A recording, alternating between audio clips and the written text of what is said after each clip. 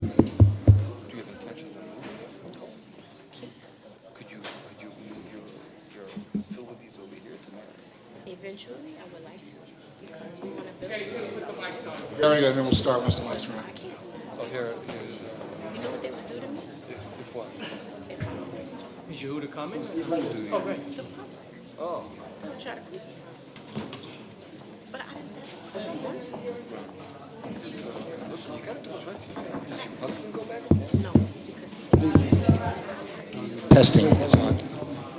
I get it. Okay, I'll call this meeting to order. Welcome to the Town Board Special Meeting for August 15, 2018. I will ask the Deputy Town Clerk to call the roll. Councilman Weissmandel. Present. Councilman Rossman. Councilwoman Charles. Here. Councilman Lununu. Supervisor Specht. Here. I'm going to ask Deputy Supervisor Charles to lead us. I pledge allegiance to the flag of the United States of America and to the republic for which it stands, one nation, under God, indivisible, with liberty and justice for all. Thank you. First item on the agenda is the Town Attorney's agenda. Mr. Berman, if you could explain 2A to us. The County of Rockland is proposing various upgrades to the Pomona Health Complex and along Sanatorium and Summit Park Roads and Route 45 in the town. They've asked the town board to pass a resolution that we would approve the construction of the sidewalks along Sanatorium and Summit Park Roads and 45, as well as agree upon their construction to maintain the sidewalks, including the removal of snow and ice. Very good. Does anybody from the board have any questions about this item or discussion? Call for a motion. Charles? Motion by Charles to approve, seconded by Councilman Rossman. All in favor? Aye. Anyone opposed? Carries 5-0. We'll go to agenda item 3, finance. I'll ask Mr. Lynch to discuss letter A.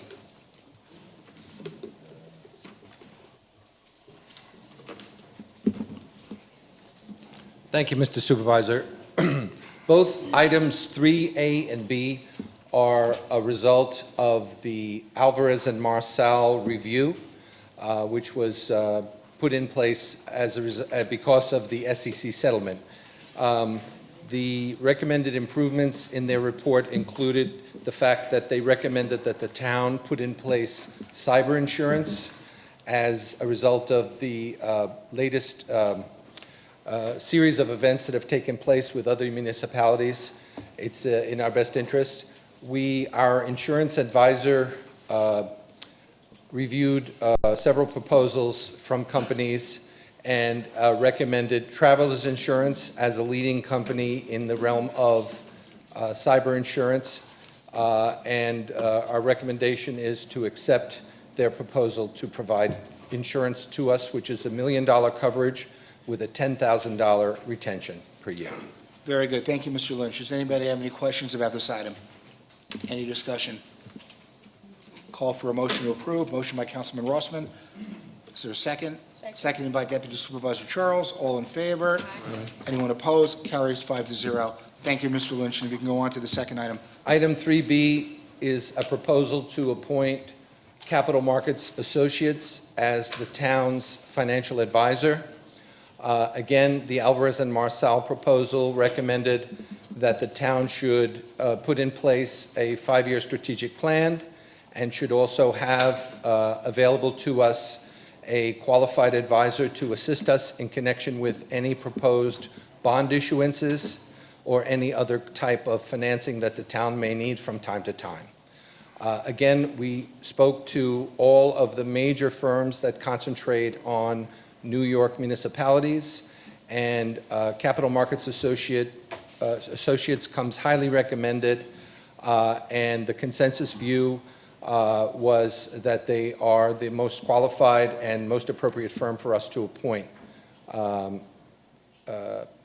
Essentially, we need your approval to appoint them as our financial advisor. The fees, of course, fees in connection with bond issues are based on a sliding scale, as you can see in the proposal, and those fees are actually funded out of the bond issuances. In addition to that, there is basically a retainer to be on hand as our financial advisor of $16,000 a year, paid quarterly. And in connection with that, they also help us make sure that we're keeping in compliance with all of the MSRB and SEC requirements in terms of continuing disclosure.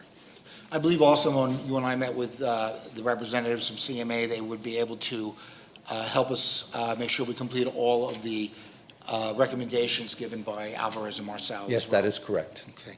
Any questions for Mr. Lynch? Any discussion by members of the board? Motion by Deputy Supervisor Charles. Is there a second by Councilman Rossman? All in favor? Anyone opposed? That carries 5-0. Thank you, Mr. Thank you very Lynch. much. Personnel, our personnel director is unavailable, but I think Mr. Berman will cover it. Okay, Item Roman numeral 4A is appoint Deputy Town Attorney, whereas there is a vacancy in the position of Deputy Town Attorney at the Town of Arapahoe Town Attorney's Office. Supervisor Michael Specht has made the following recommendation. Now therefore be it resolved by the Town Board of Town of Arapahoe that the Board does hereby appoint Bruce Minsky to the position of Deputy Town Attorney.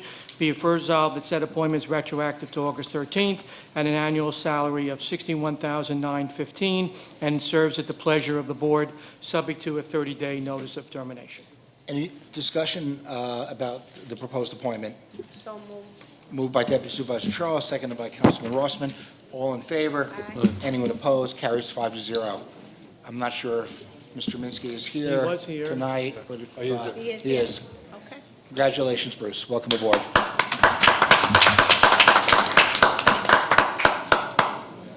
Okay, we're going to go to item 5, the public hearings for the Pascack Ridge application.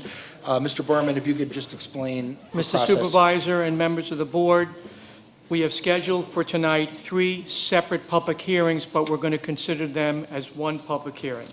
The first public hearing is to receive comments with respect to the draft environmental impact statement that was submitted by the applicant, which was accepted by this board as complete, and now you are here to hear comments from the public with respect to that DEIS. Also, we have a second public hearing to consider the request of the applicant to amend the comprehensive plan to allow this property to be rezoned. And then the third public hearing is to consider their proposal to amend the zoning law and the zoning map to change the zoning from R15 to MR12. The following are the exhibits before the board tonight. The first one is the zone change petition of Muncie Lumber Company. The second exhibit is the zone change petition of 171 North Pascack Road. The third exhibit is the comprehensive plan amendment. The fourth exhibit is the draft environmental impact statement and notice of draft environmental impact statement dated May 2018.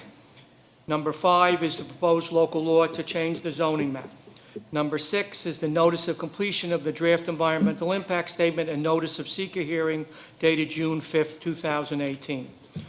Number 7 is the memorandum from the planning board with respect to 171 North Pascack Road zone change recommending in favor. Number 8 is the memorandum from the planning board with respect to the request of Muncie Lumber zone change in favor. Number 9 is a letter from the East Arapahoe Central School District dated June 22nd, 2018. Number 10 is a letter from the Ron County Planning Department dated June 29th, 2018.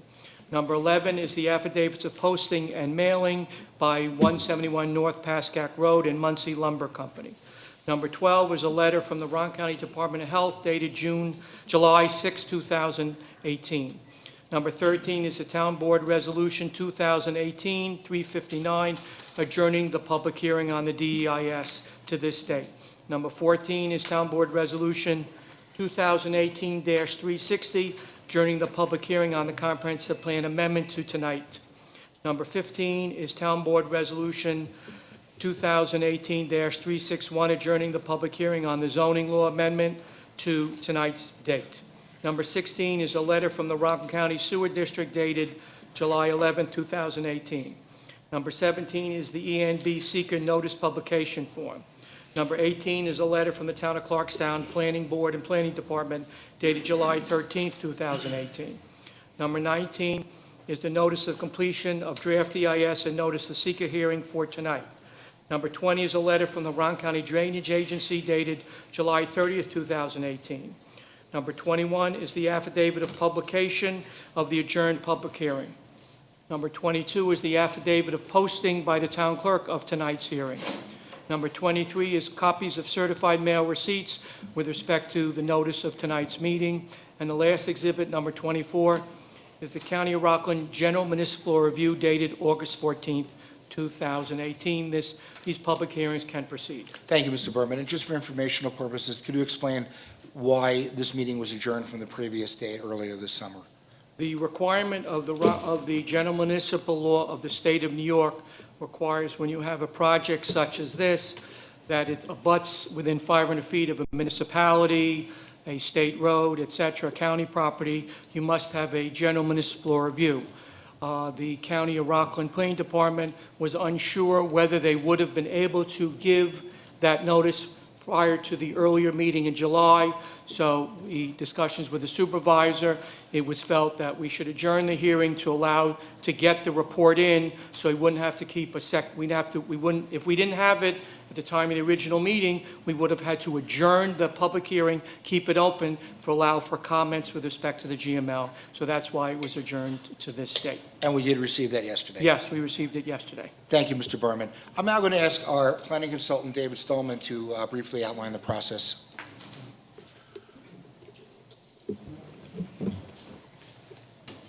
Thank you. Just wanted to say a couple of words about the New York State Environmental Quality Review process. As Mr. Berman said, one of the 3 concurrent public hearings tonight is on the draft environmental impact statement that was prepared regarding the proposed comprehensive plan amendment and the proposed rezoning.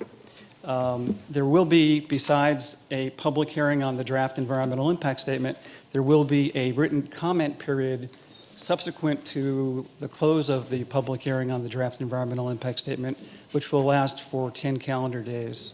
And Mr. Berman may want to expand upon that a little bit. The draft environmental impact statement covers the proposed comprehensive plan amendment and the proposed rezoning.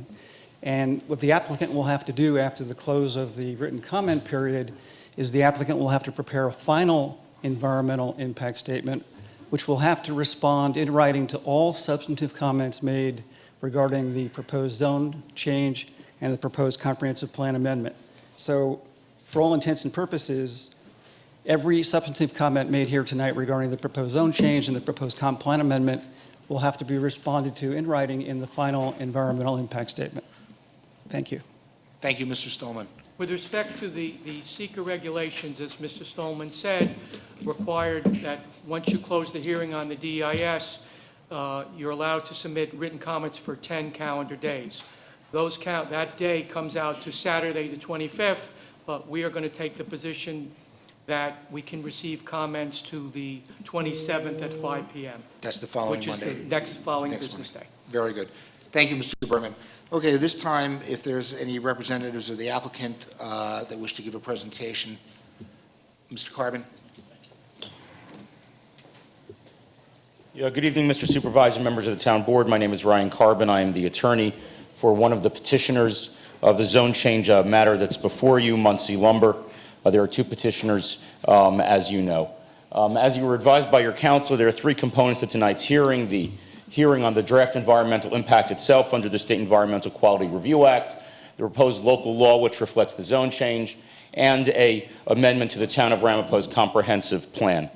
The petition doesn't come in a vacuum, it comes in a context, and before I introduce our team of professionals that's going to make the presentation this evening, I'd just like to contextualize the application for you. And certainly as a threshold matter, we appreciate the strong opinions and feelings that development decisions can engender among the public. All of the comments that will be made tonight will be responded to by the applicant based on the evidence that has been uncovered by our experts. Ramapo faces a housing crisis. The population of the town of Ramapo is young and getting younger. While you have a 28.5 median age in the town as a whole, when you get into your unincorporated areas, the median age drops below 20 years old. For comparison purposes, 22.7% of the population in Suffern is under 20 versus 57.8% of the population in Muncie. There is going to be an acute need in this town for thousands of housing units as you continue to have double-digit population growth. Along with the growth in population, there is an expansion in demand for new housing. 41% of the housing units in Ramapo cost more than $400,000. And in certain portions of unincorporated Ramapo, among those who rent, 40% of the renters are paying more than 50% of their income in rent.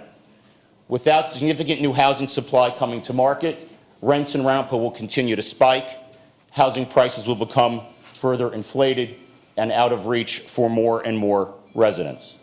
One of the fundamental responsibilities of local government is to provide adequate, safe, and accessible shelter.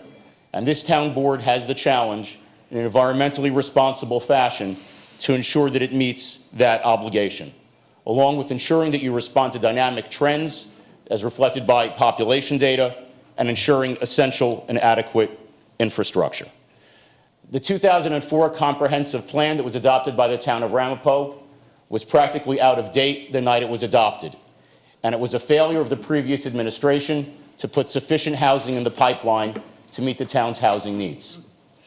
This board is then faced with a very difficult challenge of identifying sites that can sustain development while still providing the infrastructure and community facilities that are adequate to nurture the families that will live in those developments. We suggest tonight, and we invite you to listen to our professionals who will explain to you how the Pascack Ridge proposal can help answer Ramapo's housing crisis.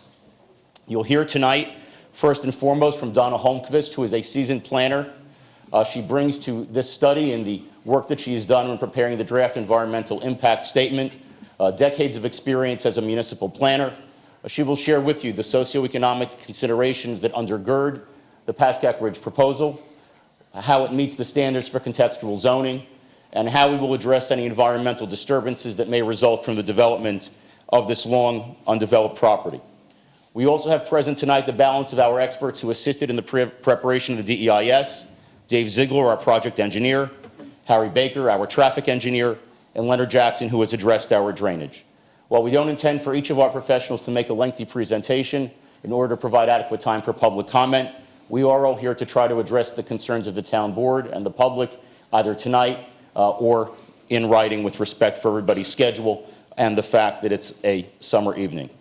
We implore the board to be sensitive to the acute need of the residents of the town for safe and accessible housing that meets the needs of all the town's communities. We believe that the Pascack Ridge proposal will help you achieve that very important public objective, and we look forward to working with you on this project over the course of the coming months. Now, if you allow me, Mr. Supervisor, I'd like to hand over the presentation to Donna Holmqvist to walk the board and the public through our draft environmental impact statement. Thank you very much. Thank you, Mr. Carbon.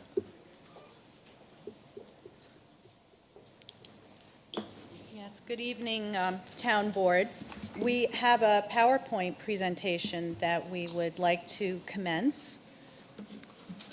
I think we left the row seats right there for you guys to go, because the screen is in front of you. So you need to go to the first row. All right. I don't need to see that.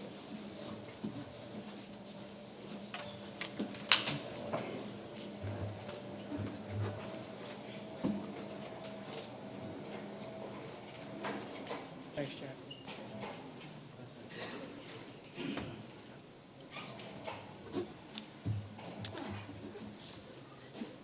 Good evening.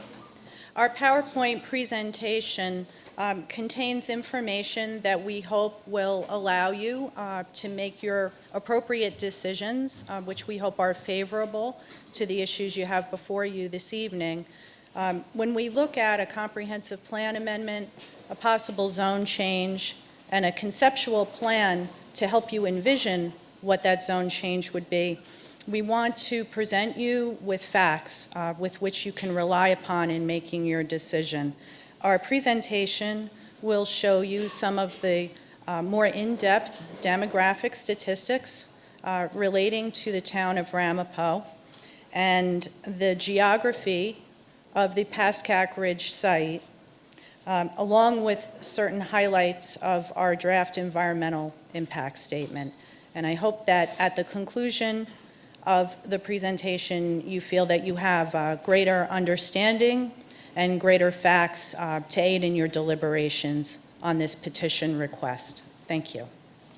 Next. As the town planner, David Stolman, explained the secret process, the action has already been classified by the town of Ramapo. There was a determination of potential significance. Scoping was undertaken in a public manner quite a while back to provide the requirements of information to be provided in this draft environmental impact statement. We have put together an impartial analysis of the potential adverse impacts of this comprehensive plan amendment, zone change, and have presented a conceptual maximum build-out for the site under the MR12 zoning. This is not a site plan request at this point. It is merely illustrative to provide you with information on the potential development of the site. Next. We've highlighted on this slide the location of the Pascack Ridge location as it relates to Rockland County and the town of Ramapo in general. Our site does adjoin the village of Spring Valley to the west and the town of Clarkstown to the south. Next.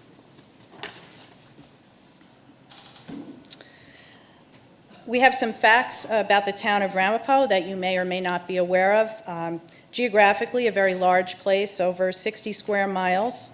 It comprises 34% of the county's land area, and it has regional access to several highways.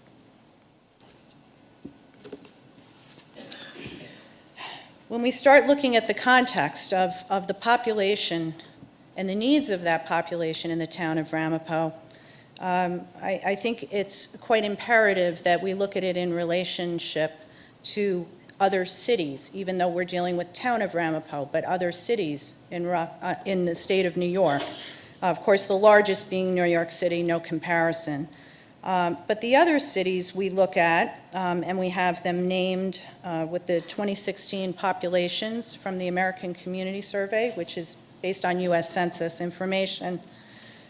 This would be one of the top cities in the state of New York, just based on its population,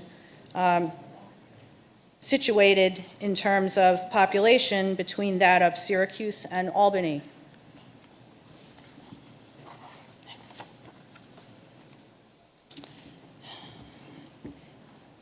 Next, we have a summary of the population changes in New York State, in Rockland County, and the various towns, including Ramapo, that are located within Rockland County. We can see here quite clearly that over the last 15 years, the town of Ramapo population has increased substantially and also increased greater than any other town in Rockland County, has in fact surpassed the growth overall of the state of New York. And this is a planning issue, in my opinion. We have a burgeoning population, and we have limited land area with which to house that population. Next.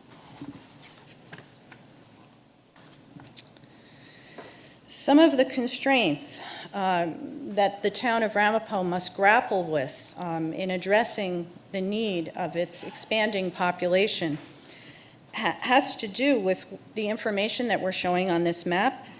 This map was taken out of the Rockland County Comprehensive Plan, and it illustrates the extent of open space in the county, and also we've highlighted the boundaries of the town of Ramapo. 1/3 of the county is devoted to open space. That would be parks, recreation, preserved open space, conservation areas, in effect, property that will not be developed, property that cannot serve the housing needs.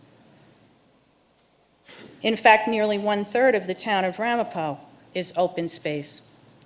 I think also as a planner, when we're looking at constraints and what the town of Ramapo must look at in satisfying the needs, clearly the western half of the town of Ramapo has significant land devoted to open space. And so when we think of where can this population that requires housing be accommodated, we obviously are looking more towards the eastern part of the town for no other reason than the majority of the western portion is preserved open space and not available for development.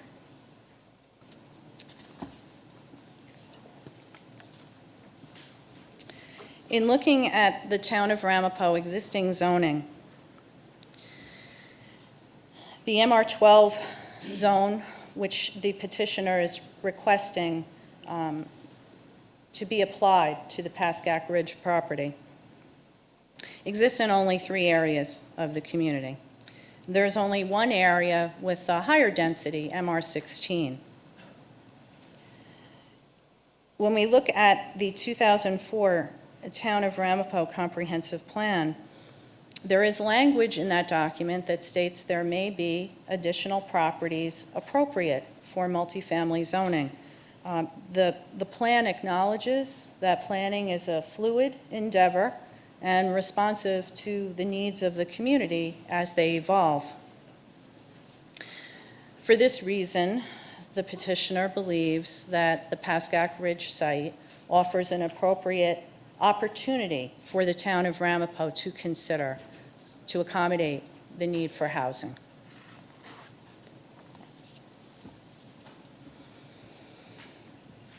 Turning now to the more specific characteristics of the Pascack Ridge site and its geographic location, we've put together a context map for your review and consideration. We've highlighted the site in white, and we've indicated the proximity of transit, the borders of the adjoining communities, and the distances to commercial, shopping, business areas, and also other multifamily developments that are in close proximity.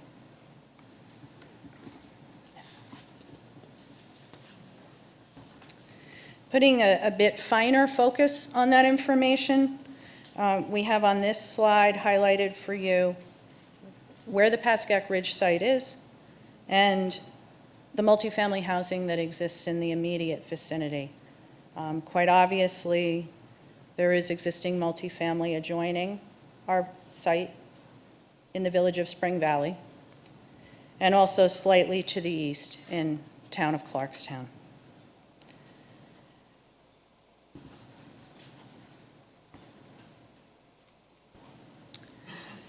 Looking at the physical features of our property, we do have Pascack Brook traversing the site from north to south towards the eastern portion of the tract.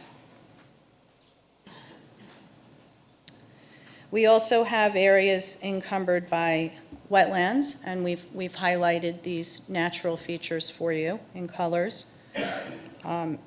We have areas on the site that are slopes of greater than 25%. However, looking at the big picture, 80% of this tract is not encumbered by environmental constraints. And so that is another reason why the petitioner feels that this is an appropriate opportunity to accommodate the housing needs of the town of Ramapo.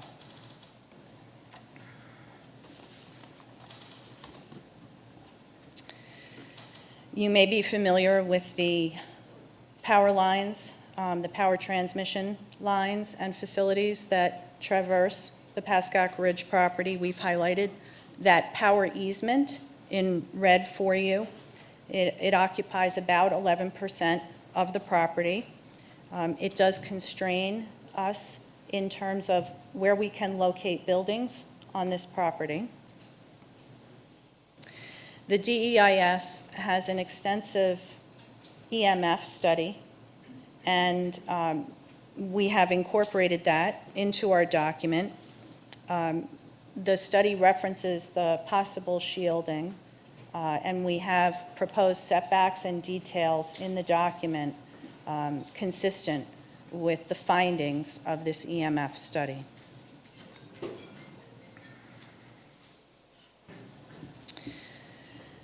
The New York Natural Heritage Program was consulted and corresponded with in our work on this DEIS.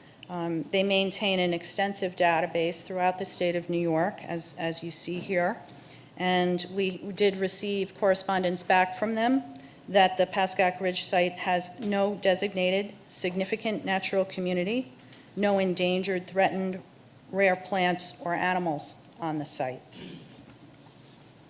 Another reason that we feel that this site presents itself as an opportunity for development.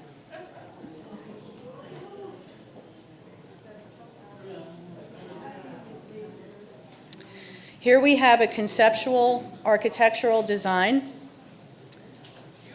which we feel provides facade variation, gabled roofs,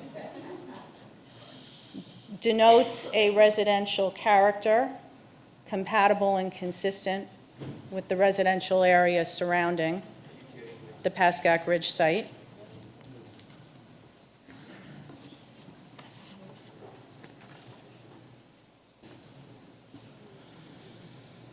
If the property is rezoned to the MR12 at 12 units per acre maximum density, we have prepared a concept of the maximum build-out of the site. We've denoted the amount of parking, the amount of open space, and we've highlighted various recreation areas throughout the development for the enjoyment of residents choosing to live there. The site's access would be by Ewing Avenue and also North Pascack Road. We are not proposing access through the town of Clarkstown at this time. If anything, it would just be for emergency purposes.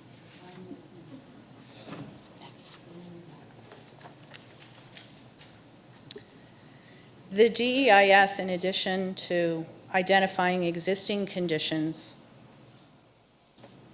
also summarizes the potential impacts of the maximum build-out coincident with the rezoning and comprehensive plan amendment. It also itemizes proposed mitigations to avoid adverse environmental impacts from a maximum build-out of the site. Those details are provided extensively in the DEIS document, and there's a very large appendix to the DEIS that has all the supporting technical reports that lay the threshold for the conclusions that we are offering.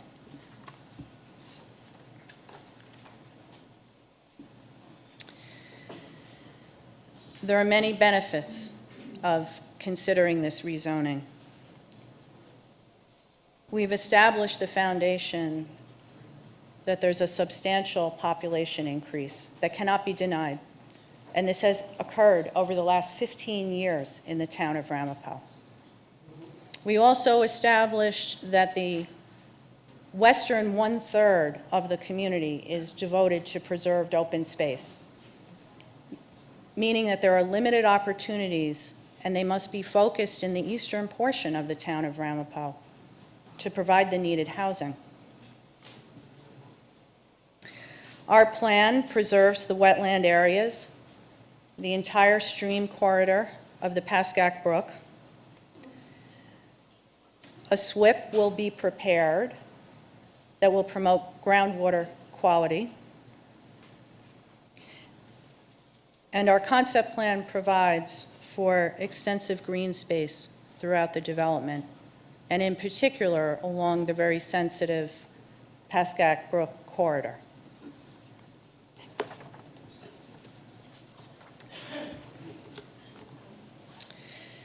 We have highlighted the benefits of the development in terms of the environment, utilities, transportation, and of course, new development will promote energy efficiency and conservation.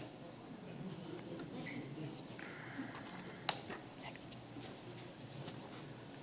The scope of the DEIS required that we consider alternatives and also evaluate the impacts of those alternatives. And so here we have presented for you the no-action alternative, which is to leave the site exactly the way it is. I'm just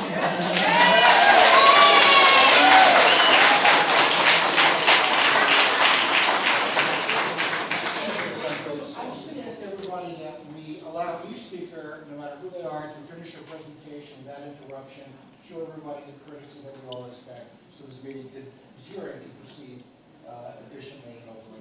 Thank you. Thank you. This alternative is completely inconsistent with the needs that our DEIS categorizes and documents regarding the expansion of population and the need to provide housing. Therefore, we do not believe it to be appropriate or reasonable. The DEIS also summarizes in great detail the impacts associated with other alternatives that are required in the scope. And we feel that the proposed action, the rezoning to MR12, adequately addresses and minimizes any adverse socioeconomic and environmental impacts associated with the proposal.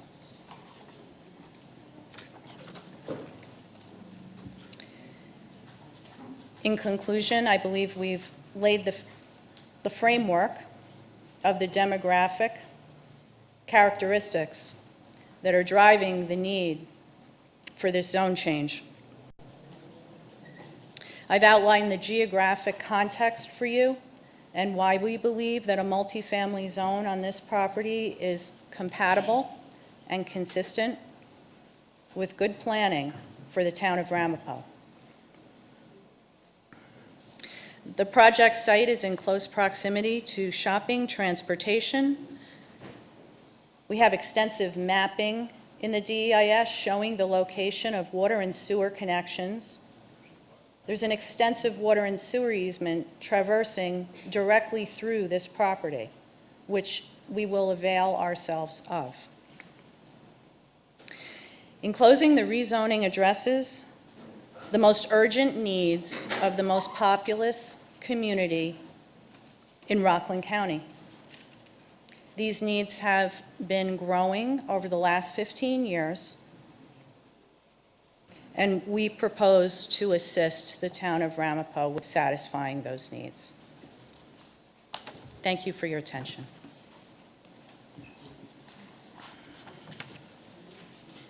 Is that the conclusion of the PowerPoint? That's the conclusion of the presentation, yes. I don't know.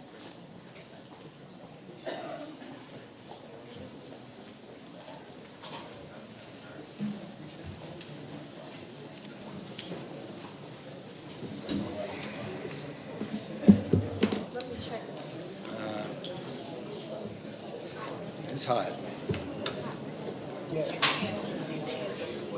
No, There we go. here's another one of the Ed Moran. Oh, okay. Why did you speak to me? No, whatever. Mike, you should say if they want to speak, those are late arrivals, they're signing sheets in the back. Yeah. Does everybody usually speak? If anybody arrived after we began and wishes to speak on this hearing, there are sign-in sheets in the back. I'll ask you to fill them out and bring them up to Mr. Berman over here. Thank you.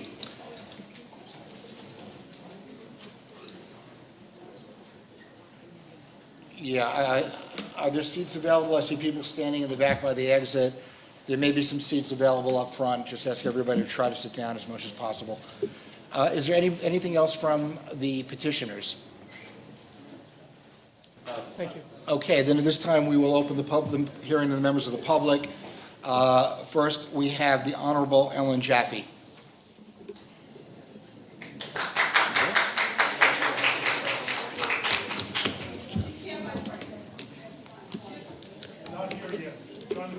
Okay, thank you. Then we have the Honorable Chris Carey. Thank you.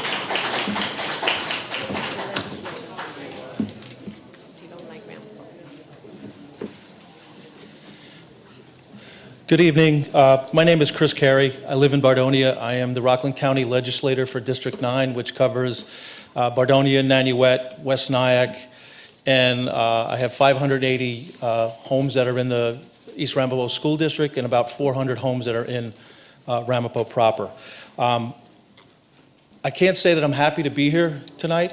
I was here 3 years ago with several county and town elected officials to oppose this project, and a lot of the same folks are back in the room tonight. So I'd like to thank those folks who came out 3 years ago and are back here now for taking time out of their day to express their opinions and listen to the opinions of others. For better or worse, this board is greatly empowered by the premise of home rule, which was designed to put the decisions such as the one to rezone this property into the hands of the most local level of government. The purpose behind the local control is to give the people the most powerful voice possible in issues that directly affect their neighborhoods and quality of life. If the board chooses to downzone this property, it will be doing the exact opposite of what home rule was intended to accomplish. The only group whose interests are best served in this project, if this project moves forward, are the developers seeking to profit from a project that is clearly irresponsible on many levels. I'll leave most of those details to the experts better able to convey them, but I will stress that my primary objections to this proposed development are twofold. First, this property is clearly ill-suited for the proposed density based on several environmental factors. The current recommended zoning is low density for a reason. A protected New York State waterway runs through the property. The waterway feeds into the reservoir system of United Water. The property contains at least one area of protected wetlands and the wildlife that goes along with that environment. There is a large utility easement already in place on the property. There are steep slopes coming from the back of the parcel towards Clarkstown, which will clearly cause drainage and flooding issues to an already established neighborhoods across the street. To be honest, I don't think you could have picked a worse place if you tried. Which brings me to my second reason for opposing this project. This development will not exist in a vacuum. It will have drastic and negative impacts to the existing residents of both Ramapo and Clarkstown. The quality of life and rights of those residents must be protected, just as we must protect our environment. Traffic in this area, this already congested area, will be greatly increased by the density of this proposed development on a parcel of land which anyone driving by can clearly see is not suitable for what is being considered. And that's why my second objection boils down to one issue, the issue of consideration. It should be very clear to this board that the most important consideration deserved here is not for the financial interests of the developers. Those who truly deserve your considerations are the existing neighbors to this proposed project, the residents living right here, right now, in both Ramapo and Clarkstown. Home rule is supposed to protect the community's interest, and if this board's duty to ensure that it is carried out. Please do not approve the downzoning of this area. Use your power of home rule to protect our environment, to protect our resources, and protect our residents. Thank you. Thank you, Mr. Carey.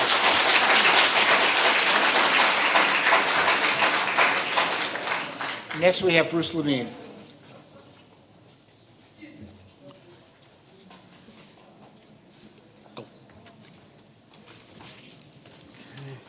Good evening, Bruce Levine, 9 Robin Hood Road, Montebello, New York, 10901. Okay, so I want to talk about reality, right? You have a master plan that's, and I'm primarily focusing on the master plan amendment. You have a master plan that's 14 years old, okay? The DEIS itself is completely conclusory. It makes no mention, it produces no data that shows that anything has happened inside the town of Ramapo in those 14 years. So to give you a sense of that, and I've been dealing with the master plan process since its inception when I was village attorney in Spring Valley. And we said some places should have multiple dwellings. Other places should be used for community needs, like yeshivas, my God, schools, things that are community needs. We thought that some places shouldn't be developed multiple dwellings. They should be single family. And we proposed that to the town at the time. Of course, what have we actually seen? Well, what we've actually seen is 5 new multiple family projects on Route 59. Basically, if you want to think about it, coming from Kennedy Drive, because you have that one that's a little off 59, and you go up to, let's say, Remsen, okay? So you have, I believe, there's 4 that are built and a 5th on the way, okay? 5th in the oven. So we know very well that there were additional housing, there's additional housing on Viola Road that's been built. Some of it was a problem, but that's being resolved. There's others at the end of Viola Road, which I'm not that familiar with. We know that in Spring Valley, the Spring Valley development, after I left, just exploded again. We know that there are these other developments. So the question then is, why should this particular project be multiple dwellings of this particular type? Condominiums, of which roughly half of them are 6 bedrooms. The other half are 2 bedrooms, but they come with a basement, which means they could be converted, as we've seen in the past, legally or not legally. So why are these there? What is not there? I mean, if you read this DEIS, which I attempted to read as much of it as I could, if you read it, you would believe that the only need that the town of Ramapo has is for multiple dwellings. There's certainly no need for additional single-family homes. There's no need for community spaces for things like yeshivas, when we know full well, I've been here a number of times, because we've been trying to shoehorn them into small, inappropriate lots, because there's no planning for them. And we need daycare centers, we need more recreational spaces. All of those things, we have this population explosion, but nothing to go with it. Nothing to serve the people who are going to be in there. And if we increase the population explosion by having this kind of housing, instead of thinking about a balanced approach, which is what the master plan process is supposed to do, then we wouldn't have that, right? So what could you do with this? I'm not against changing the zoning on this. Two things I would say. First thing, for sure, is that the area to the, I guess it's the east of Pascack, as you heard the statement about consideration, that's right. In Hebrew, we call it derech eretz, right? So anything on that side should be small lot, single-family homes. There's no question about it. Plus, there's not a lot of room there. You don't want to pave over this entire place, considering its impact on drainage and water supply. And on the other side, you could have multiple dwellings, if you have to. Maybe something like from an MR4 relative amount of density to an MR6 relative amount of density. But how about 1 and 2 bedroom affordable rental units? There's no discussion of a need for rental units in this DEIS, in this discussion of a master plan. There's no discussion of a need for people who need 1 or 2 bedrooms.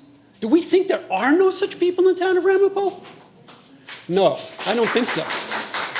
I don't think so. And to address the elephant in the room, which we must address, because when I was in the village of Spring Valley, we planned specifically for balanced development. We did not want de facto segregation. We're fully aware of that problem. You need to be just as aware of it. In deciding this, you're not bound to say yes to this. You could even maybe say something in the middle. I'm not sure what the rules are, but you could say no to this and say we'll entertain something else. If you built whatever that R6 would be, given the fact that a lot of that land is unbuildable and should be deducted. But even doing that, if you built R6 and you said, let's make that ones and twos affordable housing, ones and twos affordable rental housing or ownership or a mix, that would be subsidized by the state of New York and the federal government, that would be something this town needs. That would be something appropriate. And with the buffer for the neighbors, you would be fulfilling the command, of those of you who believe in this, of consideration, or derech eretz. So I think there is something that can be done. But just because a developer wants to develop, and they say there's a housing explosion, and you need to address it, does not relieve you of the responsibility to make good planning decisions. And you could do it. I know you. I know almost all of you pretty well. And you can do it. And I really wish you would, and show this town that the old days of whatever people want goes. You know, I didn't even mention the fact that there are other projects being planned for high-density, large number of bedroom, multiple family units, like the one on the Ramapo Drive-In, the old Rockland, the old drive-in, near the drive-in movie theater, near Evergreen. Can you imagine what that would do to that area, already messed up as it is with traffic? And yet, that project isn't going away, as are others that you're going to be facing. So you need to get a grip on it, and I urge you to keep, many of you have been here over the last year and a half, and I'm going to leave you with this. I believe everyone here made a commitment, everyone here except for possibly Mr. Weissmandel, who's new to the board totally, made a commitment to a master plan review, and a moratorium and a master plan review. So why are we taking this project out of that? Why aren't we doing that? So that all of the needs of the town of Ramapo can be addressed. Thank you.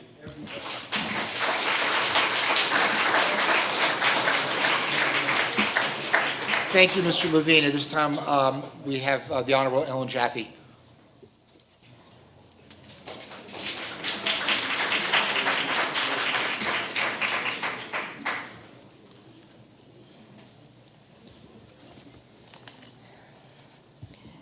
Good evening.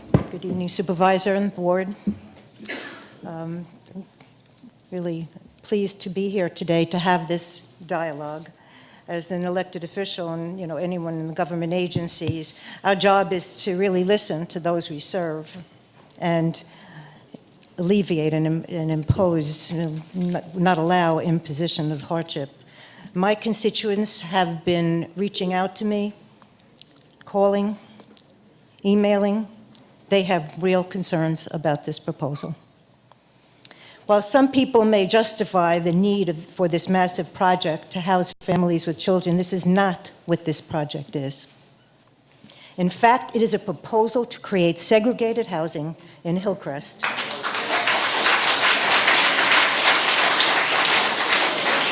Which is one of the most diverse communities in the county and in this state, quite frankly. And I respect that, and I love that. I often say this district that I represent, I travel the world every year because of the diversity, and that is so inspiring.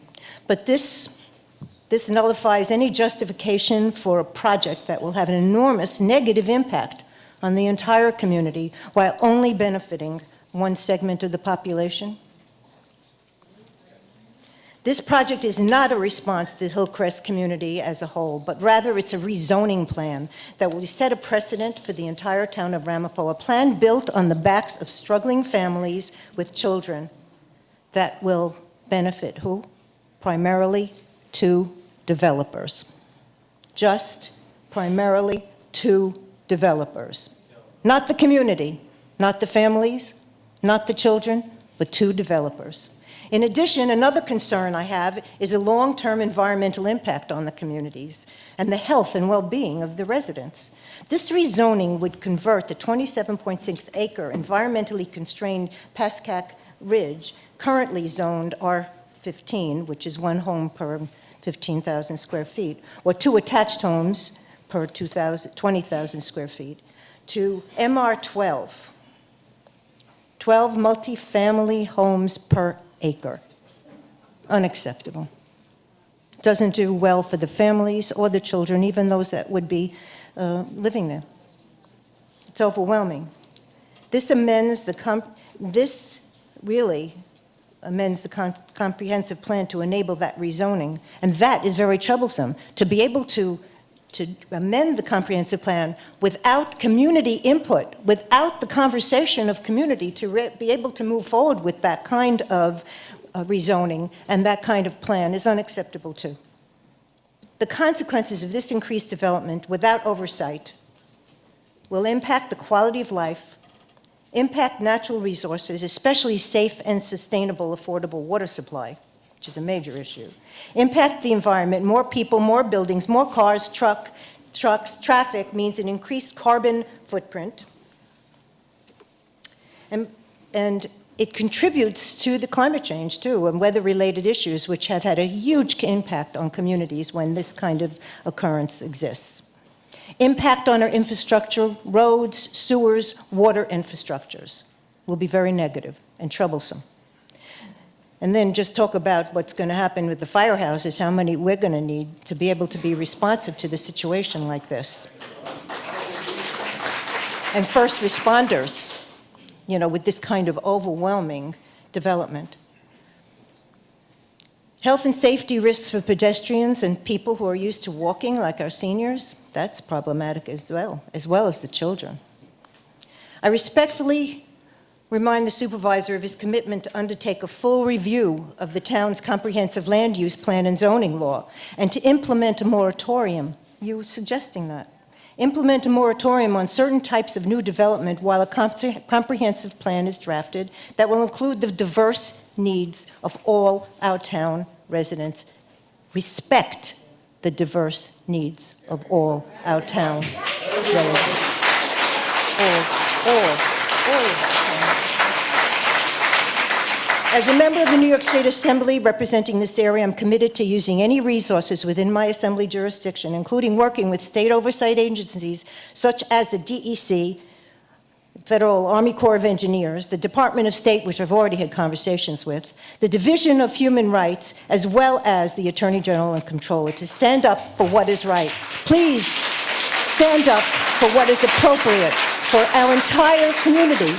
The entire community needs to stand together. By doing this, we're dividing. That's unacceptable. Thank you. Thank you.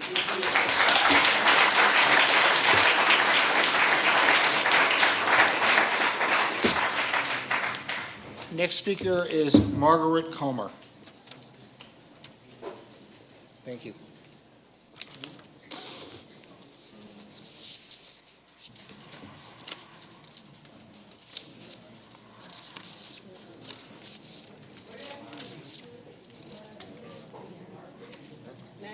Okay. Margaret Comer. Comer, C-O-M-E-R. Would you like to speak now, Ms. Comer? You're Ms. Comer? Yeah, it's your opportunity to speak. Thank you. Hi. Good evening, Supervisor, members of the board. My name is Margaret Comer. I live in 11 Forest Brook Road in Nanuet. I am 500 feet from the Pascack Brook. In 1986, I was flooded out of 7 feet of water from that brook. Since then, they have fixed it. You know, they've built the walls up a little bit. But we also have a tube.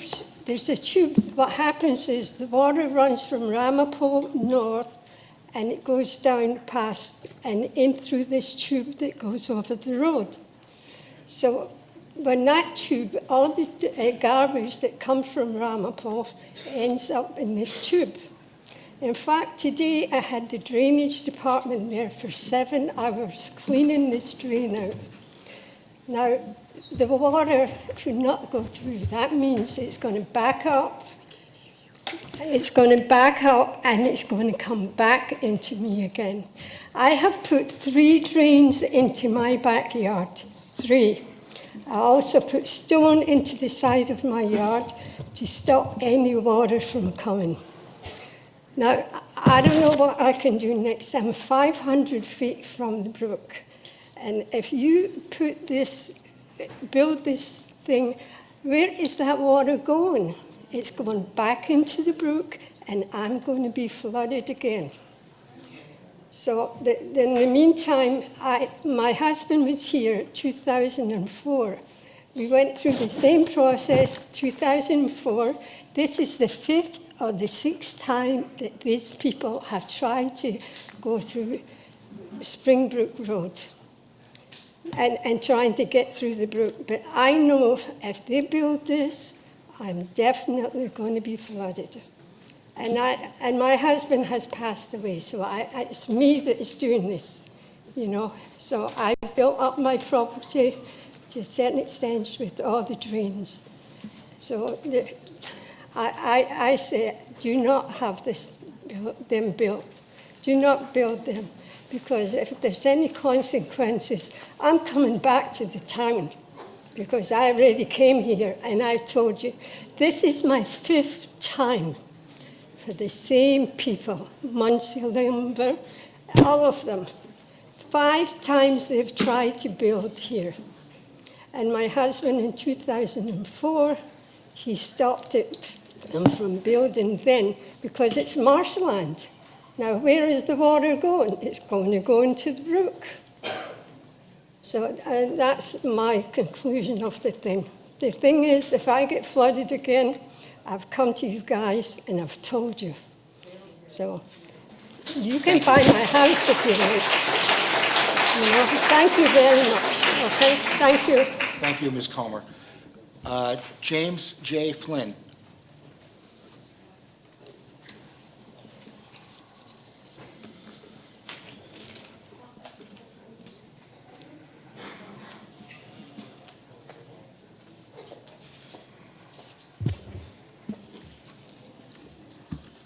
Jim Flynn from Nanuet. I normally don't really care what you do in Ramapo, except when you're going to cost me money in Clarkstown.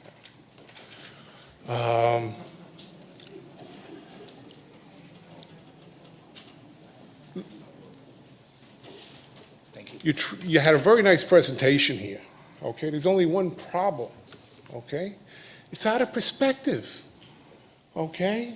We're going to look at this kind of thing, and we're going to put in 290 units. Well, and I'm not sure, I read part of your rules of Ramapo.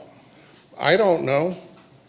I constantly see variances in accessory apartments coming into Ramapo.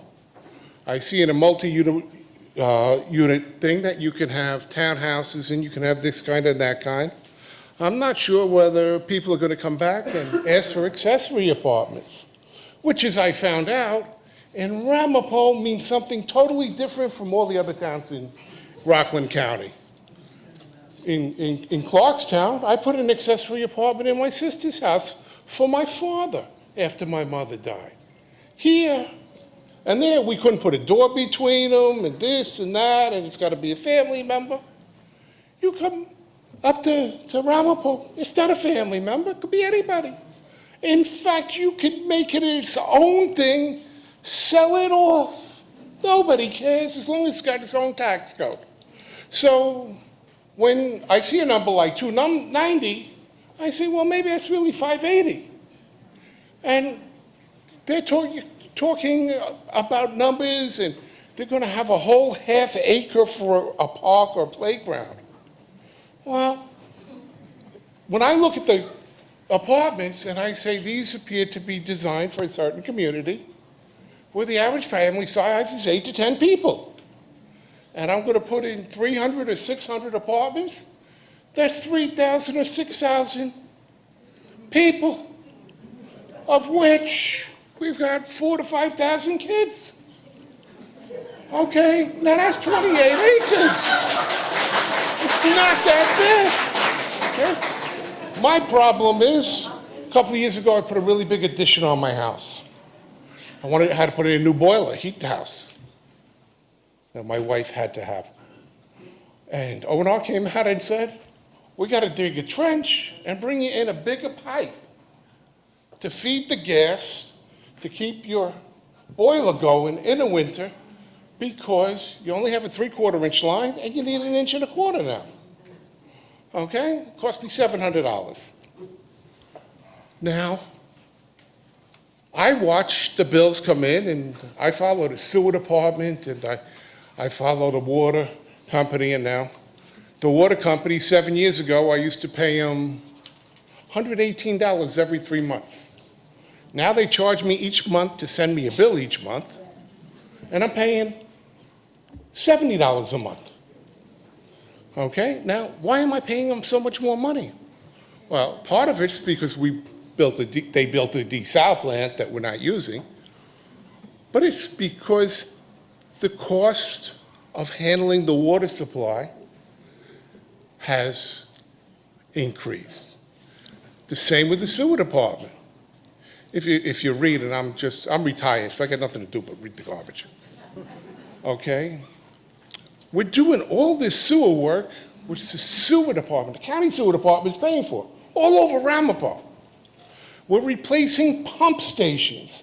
We're ripping up roadways. We're increasing the size of the pipe. Why? Because a line can only take so much. And when these utilities were designed, they were designed for your comprehensive plan with a little bit of fig. Okay, but now you're forcing me as a Clarkstown person, because we're in the same sewer district. In the past couple of years, you spent $250 million, $200 million to run sewer all the way up to Sloatsburg and build a plant. And that was a great boondoggle. But you've spent tens of millions all over Ramapo replacing all this stuff, and I'm paying for half of it because we pay half the bill. Okay, now that's on the sewer department, and that corruption we all know. Okay, and hopefully that they'll fix it someday and they do it right. We charge people, we're spending $15,000 a head to extend the sewers, and we're charging people $1,200 to hook up, and not charging the developers like everybody else in America does in a sewer district. Normally, the developers pick up the cost of the extension because it increases the value of their property. Now, I fight with the past administrations of Clarkstown because we had what I perceive is what was going on here in Ramapo for many years, a corrupt enterprise going. And they didn't really zone anything correctly because until somebody owned the property and it was the right somebody, they weren't going to rezone it. But in the last administration and in the current one, they fixed most of that problem.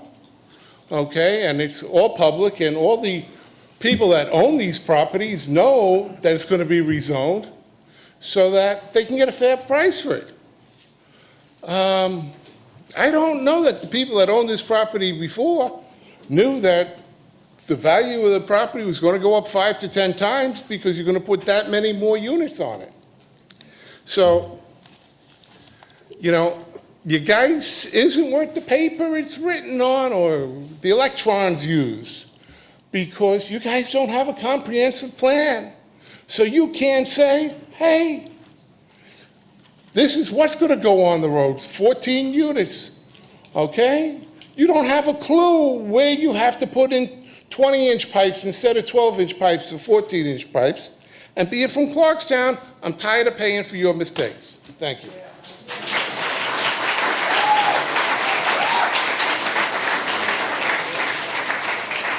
Thank you, Mr. Flynn. Next speaker will be Elliot Greenberg.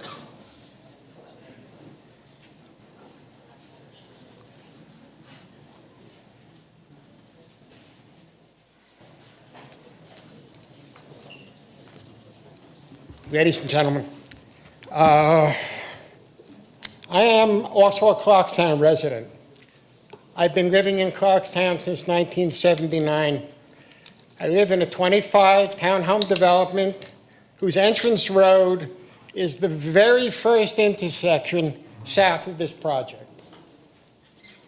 We've been watching the traffic for all these years. The traffic gets worse and worse on Pascack Road. What I'd like to address specifically are some very particular and glaring fallacies in the traffic study. If you look at Appendix F in the traffic study, first of all, it says, Pascack Road is a two-lane road, which generally runs in a north-south direction. It traverses through the town of Clarkstown, intersecting with several local streets. The local streets include Smith Road, Forest Brook, Mirror Lake. These intersections are operated as unsignaled with stop signs posted on all side streets. Absolutely wrong. There is a traffic light at Smith Road in Pascack. It's been there for over 15 years.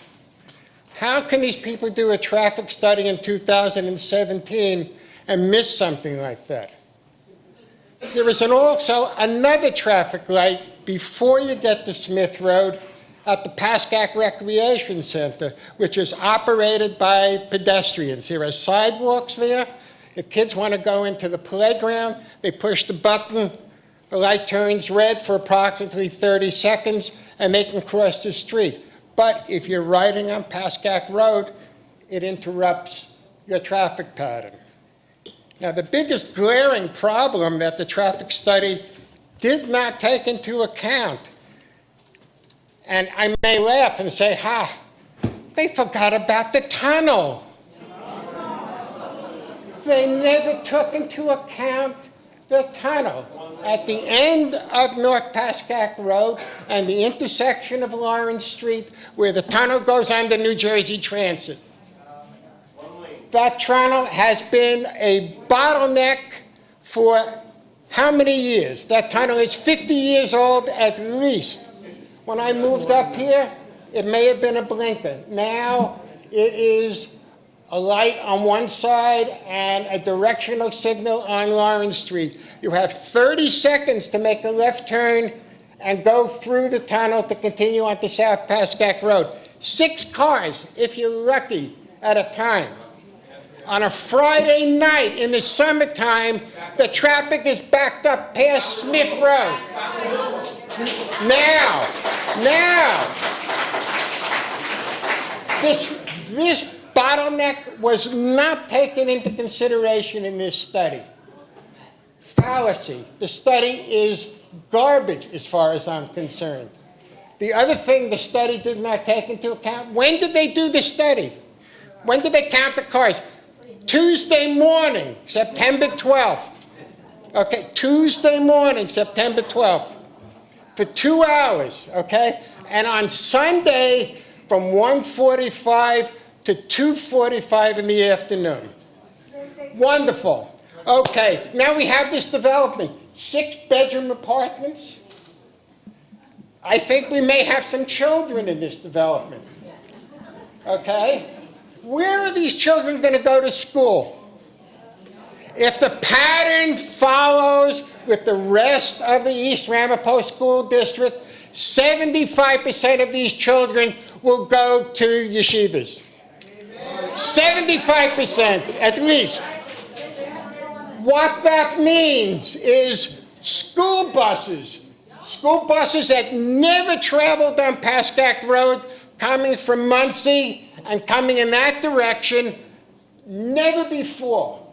The East Ramapo School District has buses that travel there 3 o'clock in the afternoon. Sometimes you can be backed up 8 or 10 cars behind one bus, making multiple stops on Pascack Road in the middle of the afternoon. Now we're talking about yeshiva school buses, and the other thing they never took into consideration, Sundays. School buses on Sunday, never taken into account in this study. Now, I'm not against kids going to school. My kids went to East Ramapo schools. We're the farthest north street in the East Ramapo School District. But I have to say, just from looking at this traffic study, as far as I'm concerned, it is totally flawed. And just based on that, this project should not be permitted to proceed.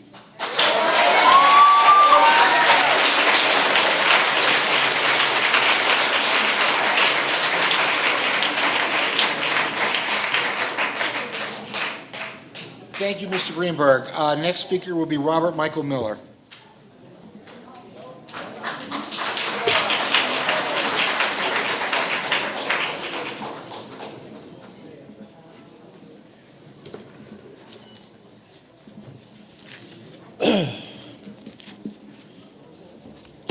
Already, I think you've heard some very compelling reasons why this project should not be done. But I'm Michael Miller. I'm a resident and representative of the Hillcrest Coupon Association, and we object to the spot zoning change to the comprehensive plan for a number of reasons. The first and most egregious is segregation.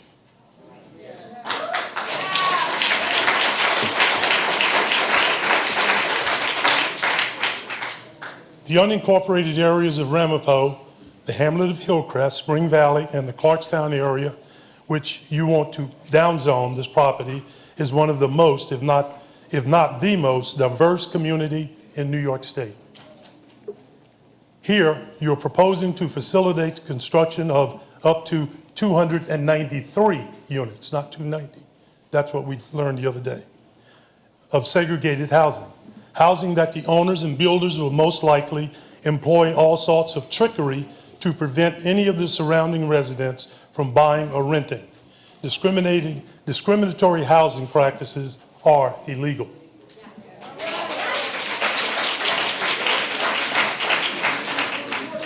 The development that Bruce Levine mentioned before does not, and a few others, like the Union, Viola Road, Bluefield, and Bluefield Extension.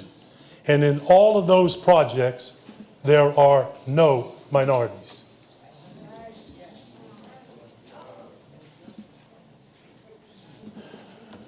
Housing that will not conform to the character, these housing will not conform to the character of the neighborhood.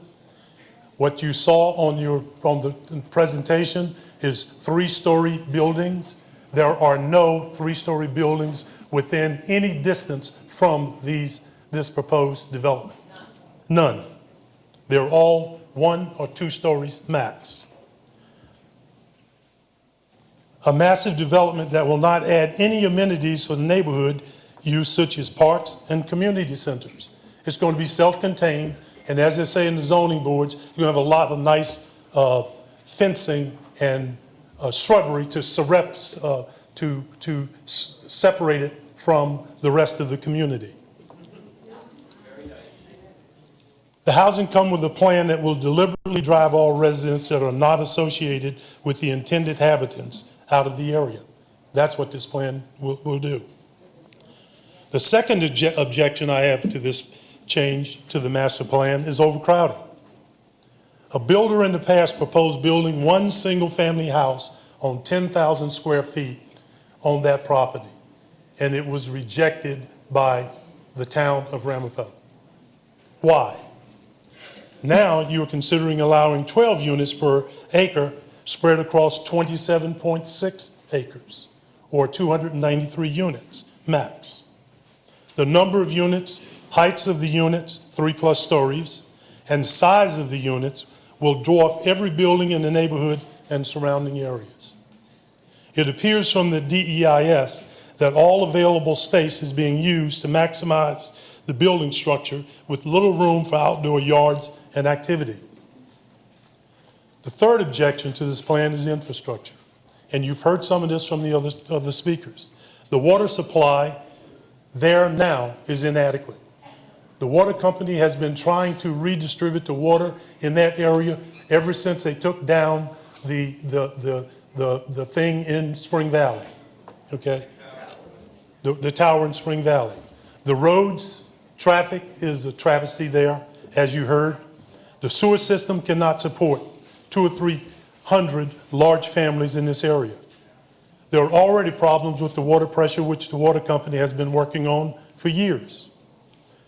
Traffic congestion on Northbrook, Ewing, Mirror Lake, and Pascack roads are already a nightmare, at certain times of day, which you just heard. And as I looked at that traffic study last week, I understand the same thing that you were saying, that it's a half-half study. It really was. Okay. Now, they're proposing to put a traffic light there. That's not going to solve anything. You approach that intersection now with cars moving one right after another, and you can be backed up 20, 30, 40 cars. So when you include another 200 or 300 units right there, what is that going to do? A traffic light is not going to mean anything. You cannot expand the roads because there's nowhere to expand them. So what are you going to do? Just let people suffer through? This is now a shortcut to avoid Route 45, which is the main thoroughfare that's backed up forever. Down on the other side, coming off the Palisades Parkway, people are coming that way to avoid Eckerson Road, which is backed up. So this is a traffic nightmare already, and you're going to make it worse by putting in all of these units. Further, and what usually happens, and I've seen it happen over and over again, with these developments, every time you complete one, our taxes go up. Our taxes go up because you're spending a lot of money expanding the infrastructure. The builder should pay for any work that requires expanding the infrastructure. Okay? My suggestion for you is don't change the comprehensive plan. Build the allotted 100 single-family homes with 1 or 2 stories to be built. You can do that without changing the comprehensive plan. But the main thing is ensure these homes are available for everyone to buy or rent. And make the builders pay for the infrastructure expansion as needed. So if you take some of these considerations and the concerns that these citizens have, I think that you will know that this is something that should not be done. Thank you.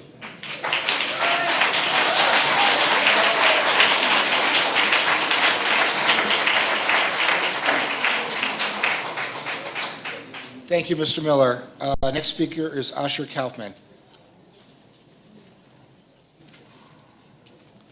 Thank you. I would like to read to you from a letter I received from the prior supervisor, Yitzhak Ullman, November 21st, 2017. Dear Mr. Kaufman, thank you for your email of November 19th, 2017, concerning a request to rezone the Hopal Lane cul-de-sac. Now, I just want to point out that that had been a copy of what I had submitted to the town in August of 2017. Mr. Ullman says, the town plans to review our comprehensive plans starting early 2018, and this request can be considered at that time by the Comprehensive Plan Committee. I haven't heard anything yet about the Comprehensive Plan Committee, and why are you even considering any zone change for anywhere else without affording us the same courtesy? That's all.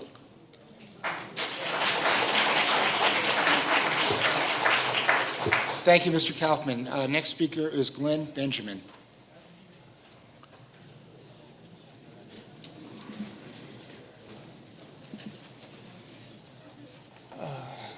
Hi, my name is Glenn Benjamin. I live at 6 Glode Court in Airmont, and I am a county resident for 53 years. I used to live near where they're proposing this monstrosity. So I'll just read what I have and move on. What we have here is a disgrace of major proportions. Again, we see parcels of land overdeveloped with housing complexes. Wherever you go in Ramapo, you see this occurring. This is all done to satisfy developers at the expense of local residents. Time after time, we see this downzoning so developers can get rich or make a profit. Time after time, we see those in charge bend to the developer's will and ignore the residents. We see variances handed out like candy on Halloween. Traffic with downzoning over the past few years has gotten out of control. It doesn't matter when you travel or where, the local roads are tied up except for Saturdays. Developers and the use of RLUIPA has destroyed Ramapo and the tax base. Many have fled, are in the process of fleeing, or will flee. It is amazing how the town has went from being beautiful to a disgrace. Roads are not repaired, garbage all over, school underperforming and controlled by religious groups uninterested in the welfare of outsiders, and empty buildings while more are under construction. Those in charge should be ashamed, and they know it. Ramapo, with many villages, is a mess. Who would want to live here in the near or distant future except the catered-to religious group? What we see is the tax burden growing, traffic getting much worse, and neighbors turning to residential areas into houses of worship and schools, all receiving tax exemptions. Yet those in charge do nothing. We hear lots of excuses, but nobody's listening. Who in their right mind would purchase a home here, worrying where they might live might be downzoned, or a neighbor's home will become a school or expanded to provide a house of worship with giant lights and paved lawns? Stop the downzoning and leave it as it is, so Ramapo and residents of all of Rockland can enjoy the future. This plan and others affect Ramapo and the rest of Rockland, since we're a very small county. To quote my late father, you can't get 2 pounds of manure in a 1 pound bag. And finally, to end it all, and to borrow from the movie Malcolm X, we didn't land in Brooklyn, Brooklyn landed on us. Thank you very much.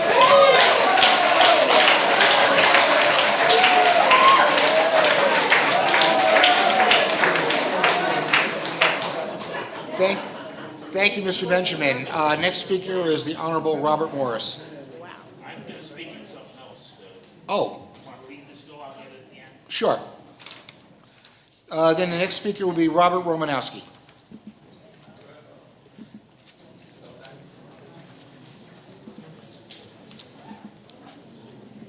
It's Robert Romanowski, Muncie, New York. I just want to say to the board that this project just doesn't fit.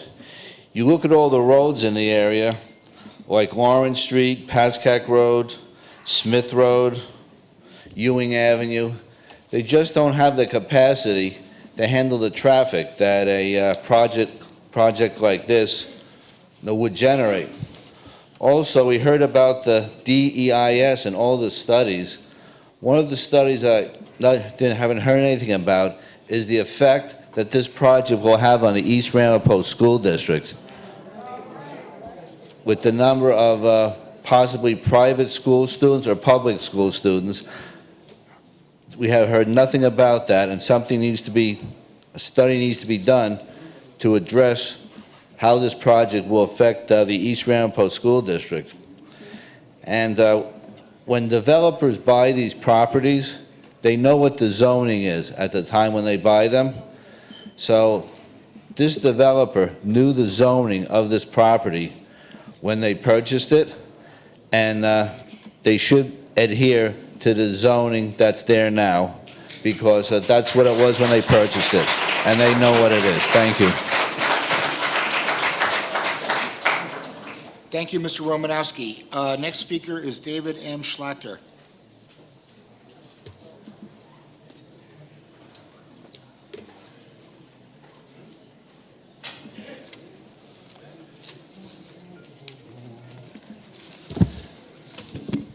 Hi, I'm David M. Schlachter. I'm an attorney. I live in Wesley Hills. I represent certain residents that live in Chestnut Ridge and in Earmont, and as well as Wesley Hills. It's clear, this development is a travesty. It is destroying the look of Rampo. It is overpopulating Rampo, and it is creating the segregated housing. There's a great environmental impact that this is causing, and I think that everyone over here on the town council should consider. Basically, what it boils down to is you have these evil, rich developers just trying to make money and everyone else that is not going to get anything out of it.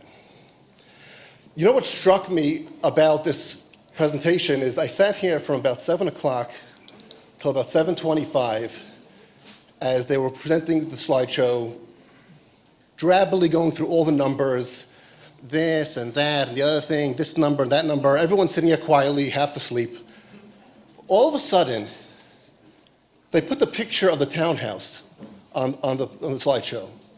And the picture of the townhouse looks exactly like all the townhouses that are on Route 306. And all of a sudden, this room woke up. And all of a sudden, everyone's coming up here and saying segregated housing, and this impact, that impact. Like, for instance, traffic is going to get worse, especially Friday night. But I was trying to think. Traffic is so bad already Friday night.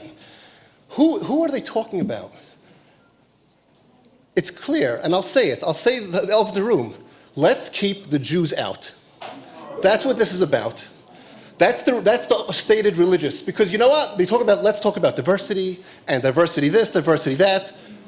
But no, and they're already assuming that the only one who can move in here, and they're gonna use constitutional violations to keep other people out.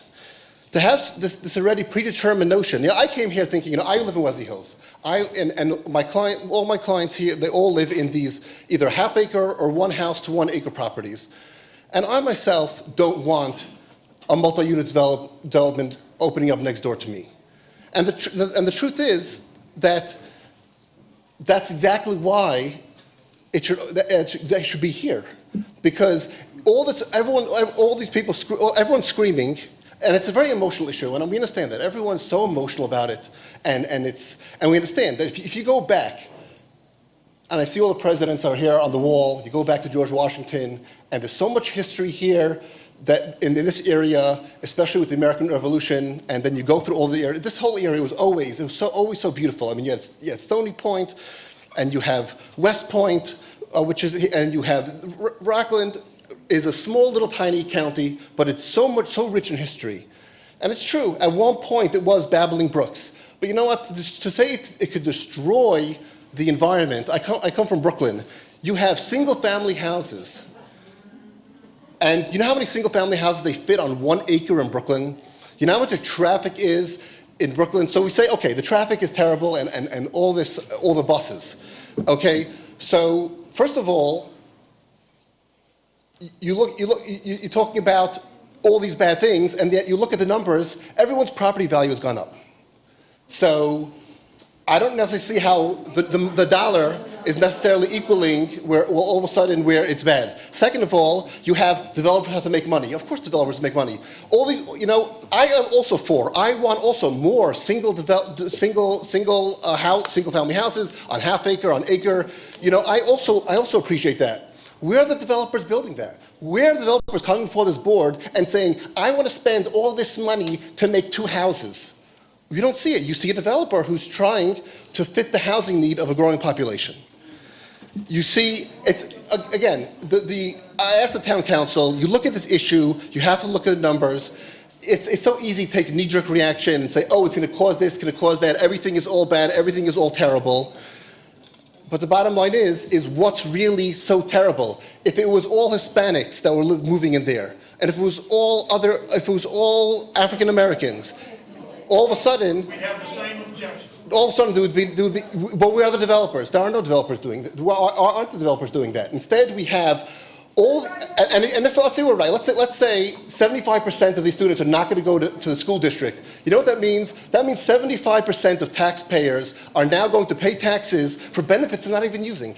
So then finally, the central.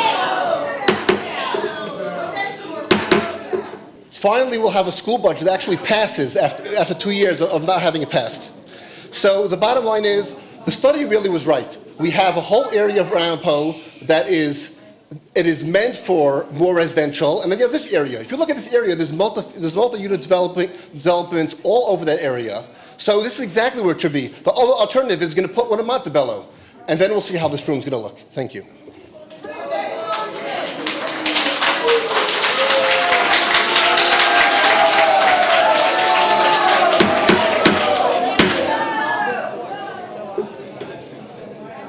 Thank you, Mr. Schlachter.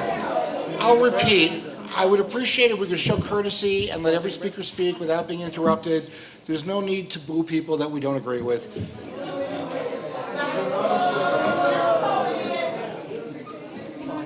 Our next speaker will be Linda Pistolisi. Next speaker, take a break. Yeah.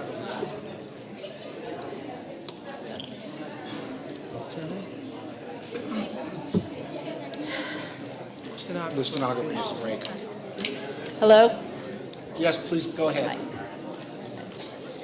my name is Linda Pistolesi. I live in Spring Valley. I live in the Hillcrest Point Apartments. I drive Ewing Avenue every day, twice a day, on my way to the Palisades Parkway as a shortcut to avoid Eckerson. And it is not an area to be taking an influx of this type of development and additional traffic.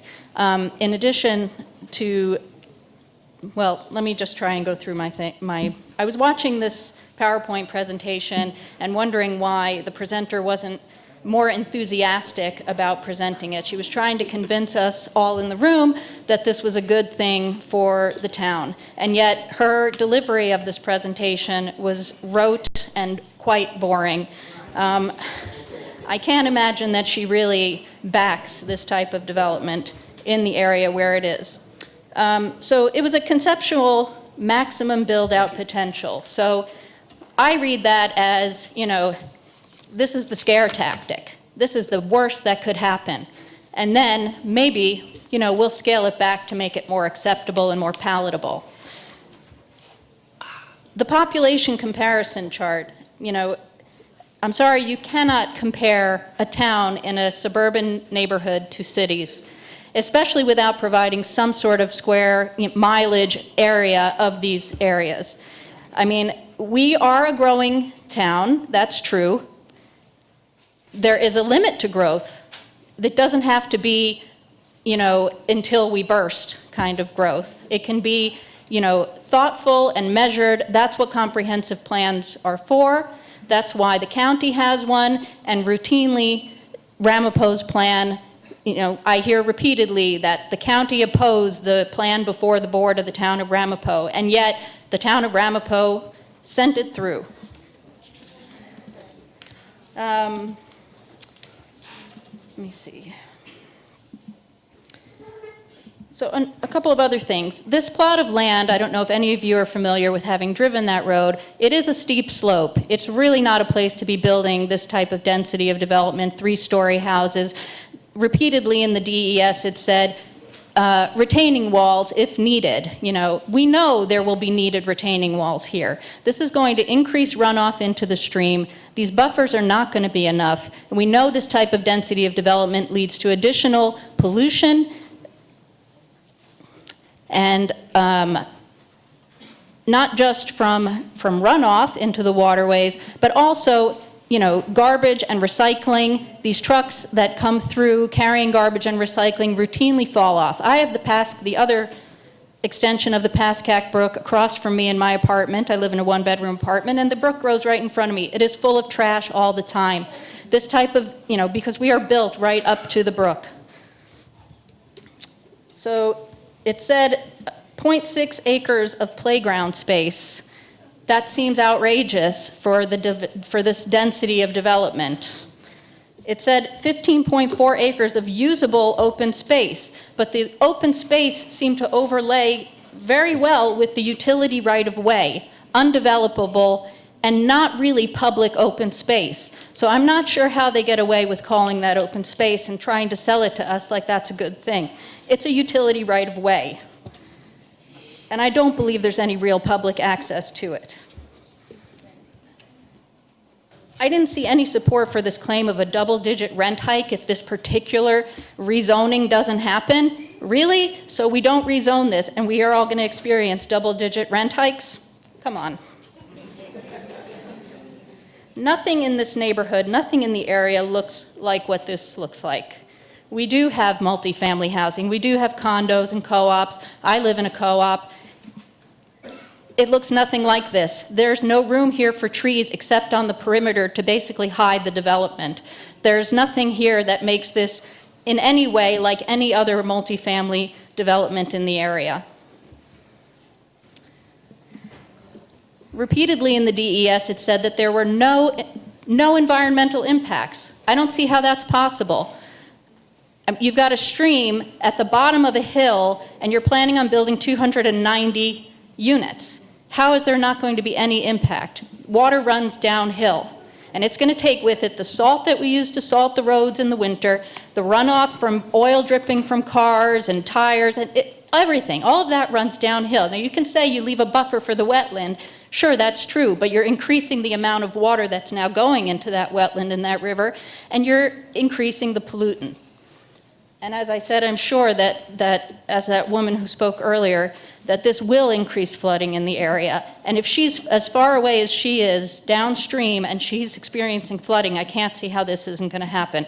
I mean, at that intersection at Ewing Ave, I've driven through in a heavy rainfall with the water really rising high.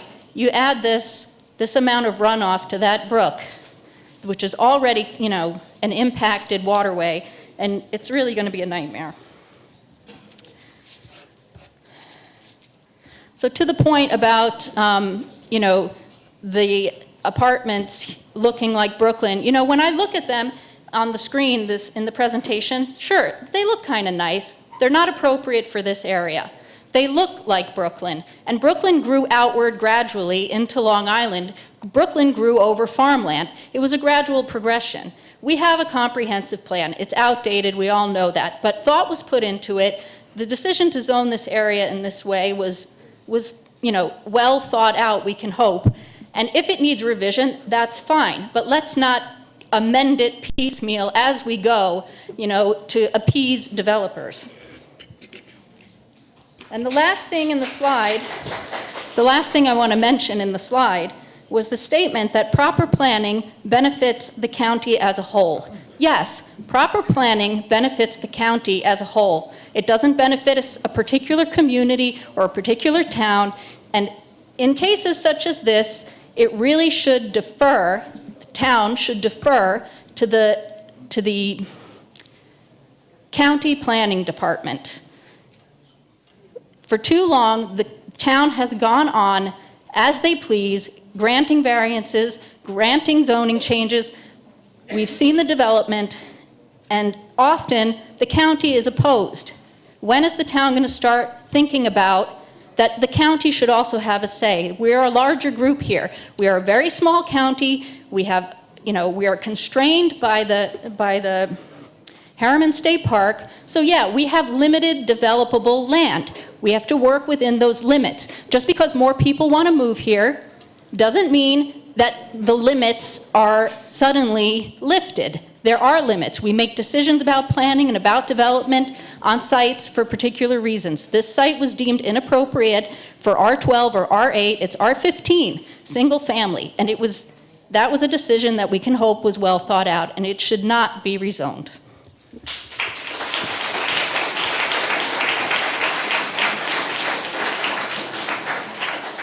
Thank you, Ms. Pistolisi. I think our reporter indicates that she needs a 5-minute break, so we'll take 5 minutes.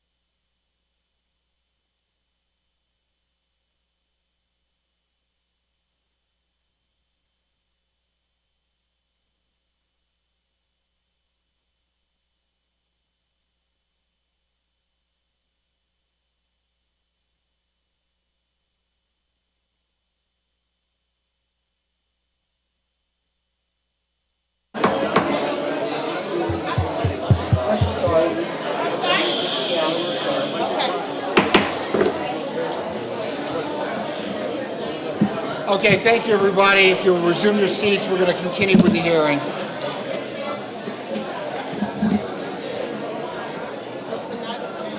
Yep, I she's think on that set. side. She's ready, you're all set? Thank you.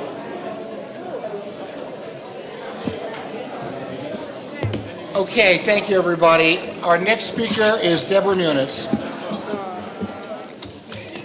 I'm sorry? Deborah Munitz. M-U-N-I-T-Z. Hi, good evening. I am Deborah Munitz of 5 Rose Hill Road. Thank you for holding this public hearing. Before I go into my comments, I want to start by asking that this public hearing be kept open to allow additional public comment.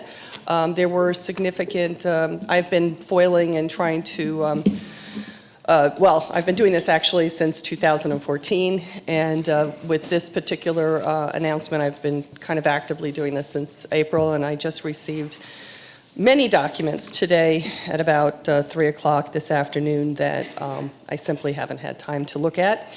And I do believe that there are several documents that I'll talk about that I believe are necessary for supporting and advising the board that I don't believe even exist yet, and I think it's incumbent upon the board to direct that certain reviews take place and give the residents an opportunity to review these reviews prior to closing the public hearing and making final written comments. I apologize that my notes are a little scattered, so I'm going to try and skip over anything that's raised before. In my review of the documents, I did find responses from McLaren to Frederick P. Clark's Associates review letter. It is not dated. There was a similar response to Mr. Moran of the DPW.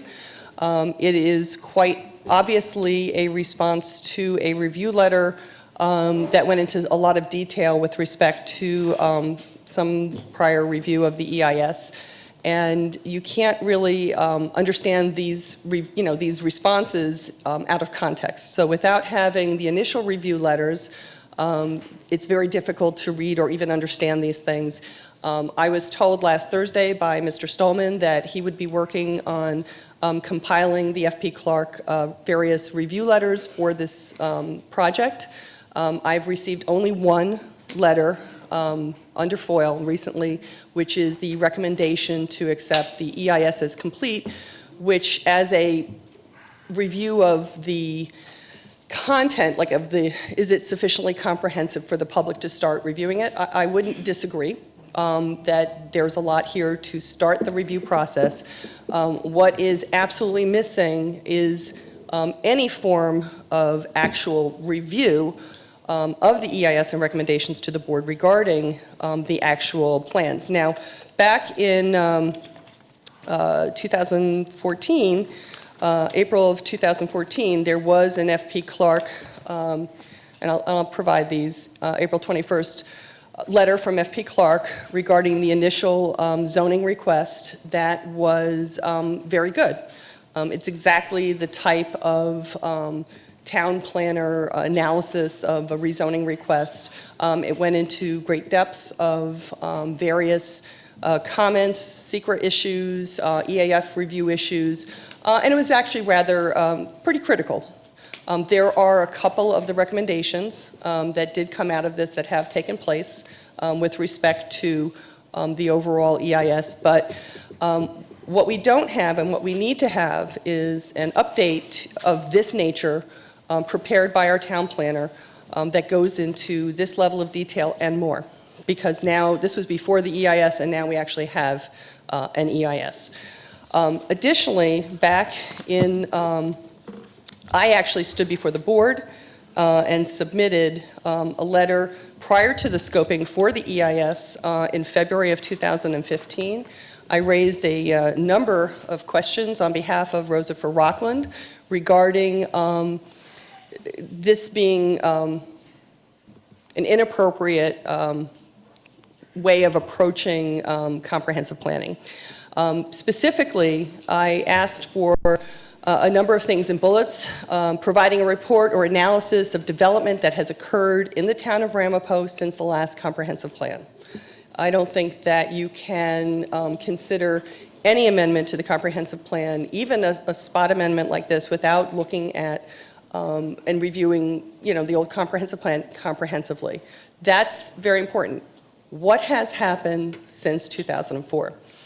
Areas that were recommended for multifamily development, primarily along Route 59, what's the status of the development?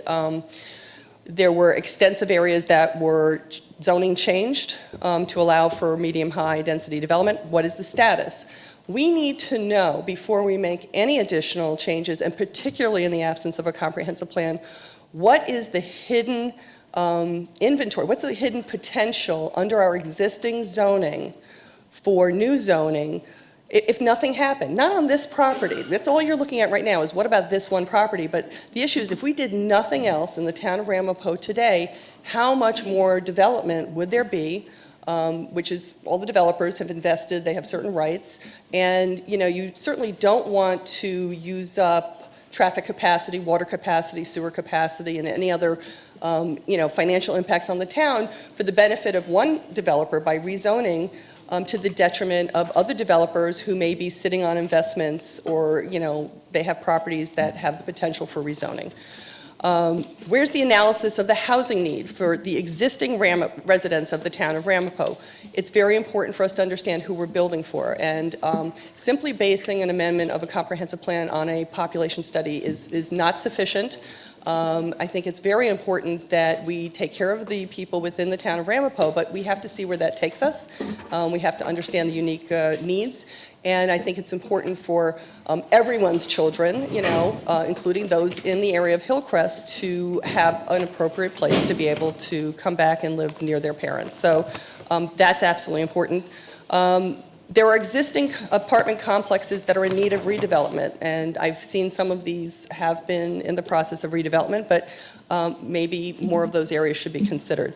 Where's the analysis of the full water and sewer resources with the knowledge of all projects that have been approved but not developed yet, and all projects that are in the works? So by not doing a moratorium, taking a breath, doing an analysis, we don't even know where we are today. And that's like the most important missing feature. And the truth is that's not something that should be laid upon the backs of this particular developer. That's a town responsibility, and that's why the town's responsibility is to do comprehensive planning. With respect to this particular development, there are inconsistencies. I see in one of the documents that it says that the gross acreage is 29.4 acres instead of 27.6, and that the EIS was going to be updated to reflect that, and it hasn't. They talk about the 15.7 acres being preserved for open space. Someone already made a comment about that's a little bit of it's misleading, because if you only leave available open space that you can't use for whatever reason, easements, rivers, wetlands, that's not really open space the way open space is considered in a planning analysis. So where are the playgrounds? Okay, they talk about 0.6 playgrounds, and one of the biggest things that's missing is if this was an R15 subdivision, and that's all it was, if it was purely just, let's subdivide this property, R15, where do we go from here? You would have acres of parklands that are required to be set aside for true open space and shared community resources by everyone in that area, like a town of Ramapo public resource for recreation, where different peoples from different backgrounds, their children could play together and learn how to play together, and provide a basis to help remove divisiveness in our town. We need these shared resources where we can be parents and have children that play together and share town resources, and that's not addressed. I didn't see any significant internal pedestrian pathways, bikeways. There's no public roads being proposed here. So when you consider anything with respect to rezoning, the people who are asking for the rezoning are asking for this massive financial gift. another, like just 100 additional units at a couple $100,000 a pop is like $20 million. So, they're looking for a huge windfall. And the way that towns should consider these things is, what's in it for the town? What's in it for the existing neighborhood? How does the town get out of this project something that is necessary for everyone? Whether that's a new public road, whether that's an area for schools, whether that's an area for true recreation, not little tiny playgrounds, but like something on the order of Eugene Levy Park, something of that magnitude. That's not there. There's a big difference between the multifamily housing being built in Ramapo along Route 59 versus the older multifamily housing in Suffern and Spring Valley. 2 stories versus 1-story bedrooms. I think a lot of people have talked about that, so I'm not going to beat that one to death, but what I didn't see anywhere in the EIS was a real analysis of, here's what these homes in this 1,000 radius, the 1,000-foot radius, what are the heights? Someone asked about that. And then show, those kinds of buildings in the surrounding areas. Then you see this huge buildings being proposed, and then you look at, what's the volume and scope and size of these buildings have not really been presented in any visual way to help you appreciate the concern of the people in the area who are expecting, really huge changes. And, you can only do that by comparative graphics. So the other issue, and then you have the height of the buildings, which is supposed to be 40 feet, but you actually have places in the EIS where they're being shown at 44 feet, which is not even within the bulk table. The MR12 standards were designed, a lot of the MR 8, 12, and 16 came out of the 2004 comprehensive plan, and all of those standards came out of the town planner, and the implementation was designed for that dense Route 59 corridor. While I agree that the planner pointed out that, there may be other areas where multifamily is appropriate, and I certainly wouldn't disagree. My mother lived in Stonegate, which is a multifamily development in Suffern. I have many friends in the Knolls. There's nothing inherently bad about multifamily development. The issue is scale. The issue is scale and amenities and how they complement and blend in with the surrounding areas. And when developers are going to get this big boondoggle for having done something where they get the added density, what is in it with respect to sewers, roads, pathways, parks? All of those things have not been taken care of. In the 2004 comprehensive plan, there was specifically an open space in the northeast corner of this property that was identified and circled in green, so you can go back to the land use plan. That is just not anywhere. And the first thing, before I even saw that, I sat with a friend and we were looking at it, and the first thing, just based upon the sheer topography of the streams and the wetlands and everything else, the first thing is like, oh my gosh, this northeast corner has got to be preserved as open space to buffer the neighborhood, to provide protection. You've got no protections on the east side. You have the wetlands on the west side of the river, but you have no protections along the east side. And this is a very rural, bucolic roadway. It's very open right now. So I have to just resonate the comments made by, I think it was Bruce Levine, with respect to the east side. So there's the sewer company. I flip through at lightning speed some of the comments of the county, and they say the ESA waiver is needed. I didn't see anything referring to the ESA designation in EIS. I did not have access to the site maps. The site maps were not loaded on the site. They are part of the EIS. The public has not had the opportunity to look at any of the site maps that are associated with this EIS. The graphics within the PDFs are low-res graphics. You can't zoom in on them and see much of anything. I brought this to the attention of the applicant last Tuesday, and I did follow up multiple times with Ms. Payhush, and that has not yet been made available. We should have the opportunity to have another public hearing after the planners have done their reviews and site maps are made available, and all of these documents that showed up are made available to the public. Planning board memos that are in this recommending, which I was kind of astonished to see that these were actually an exhibit, were from April and August of 2014, which predates the current plan, the current scoping, the current EIS.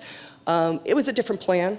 Yes, the overall concept was the same, but the plan that was before anyone at the time was different, and the applicant has admitted to that. I don't know what the history of the prior subdivision is. Was there parkland already taken? I did not see that anywhere. I didn't see any reserved parkland anywhere on these properties with respect to that prior subdivision. That's an important issue.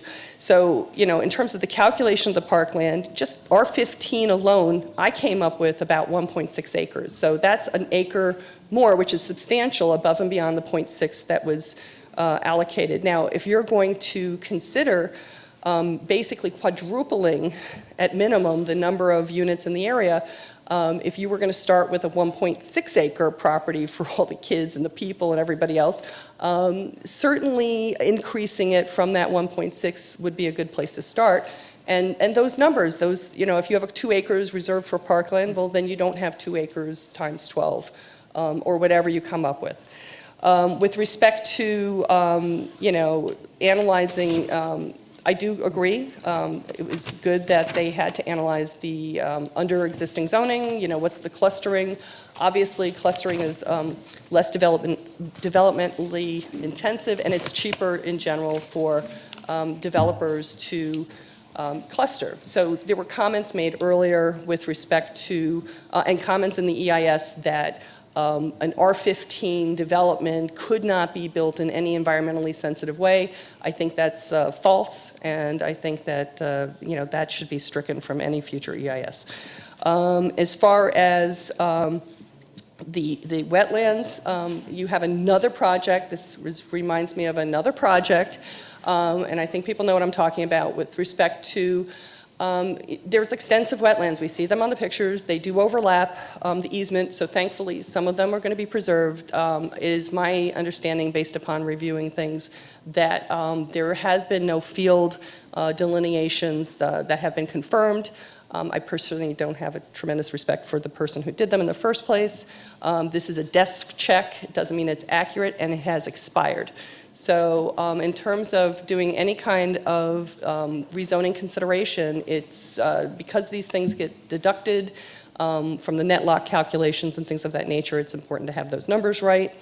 And certainly the town has a responsibility, even if the DEC doesn't require it, to put reasonable buffers around these environmentally protected areas and maintain pass-throughs, because I'm sure that many people in the area have been using this open space for a long time to walk dogs, to play, and to do things. And you can't, you're actually taking away utility from the neighborhood by building up to the very edge of every single blade of grass, and that's something that just can't be allowed. The steep slope calculations were included to determine net areas, but I still see a lot of development on steep slopes, which seems highly inappropriate. Somebody else, I think, mentioned that, so I won't go into that. Natural habitats being maintained. There's the comment that the DEC doesn't know about anything in danger, but that doesn't take away from our responsibility to maintain even the common, birds and whatever, all of the various animals that make Ramapo, and not Brooklyn. So, and I want to say I grew up in Manhattan in a 6-story, brick building, and I owned property and townhouses in Brooklyn, so I have had multiple units and all sorts of, brownstones in Brooklyn, and, awful brownstones and townhouses in Staten Island. I am not unfamiliar, and I have lived in these places, and obviously there are people who buy in. The issue is, what can we do to help serve the needs of everyone that still maintains the character of the area, that does something that blends in, that unifies people, that addresses multiple people's needs, and brings it together. I already passed on some comments about the basement issues to Bruce Levine in terms of how the bedrooms are associated. I know it's self-serving to avoid dealing with the financial windfall, but that's absolutely something that has to be forced upon this analysis, and it's not just taxes. Because there are costs, and I did see that the East Ramapo School Districts said that the impact could be in the tens of millions. And I know people like to believe that, if you go to a private school, you're not getting the benefit, but there is a benefit, and, that has not even been appropriately analyzed. If you're paying, $8,000 a year in school taxes and you have 6 kids, are you getting $8,000 a year in benefits back? And I would argue probably yes. So there are impacts, and it's not like some people are being punished and other people aren't. These are just things that we have to analyze. What is most important is that in 2004, this was a comprehensive plan, and out of it came all of the bulk tables, all of the zoning, everything, and a lot of which hasn't worked. And we know it hasn't worked because there's a tremendous activity at the Zoning Board of Appeals every other week.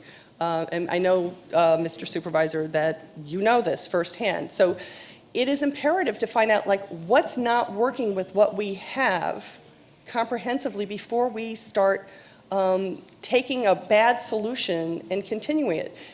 Maybe we need new multifamily standards that are more appropriate to the lower density neighborhoods to provide the basis for transition that doesn't break everything. And we know that there are more of these to come. And everyone is fearful because, you're taking standards that are designed for one particular area, people who, there's certain development that's been driven and has been taking advantage of it.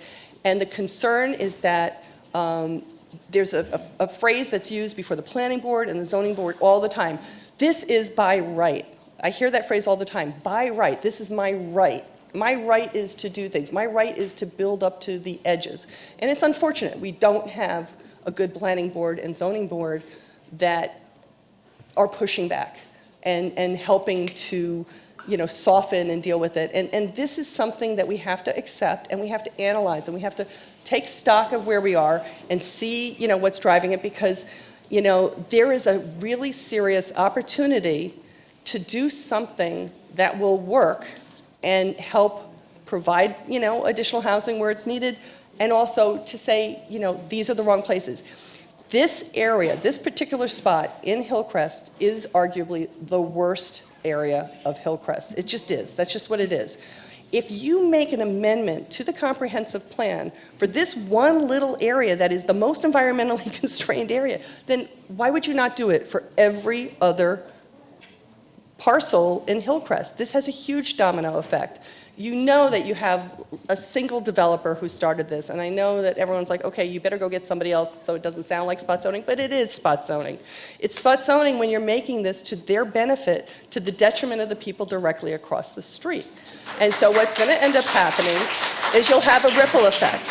You guys will rezone it, and they'll go along to the small, the few lots that haven't been bought up, and then they're going to, it's like, you better get out because we've got all this development going on, and here's, it's like you take the briefcase or you get punished. And then that happens across the street.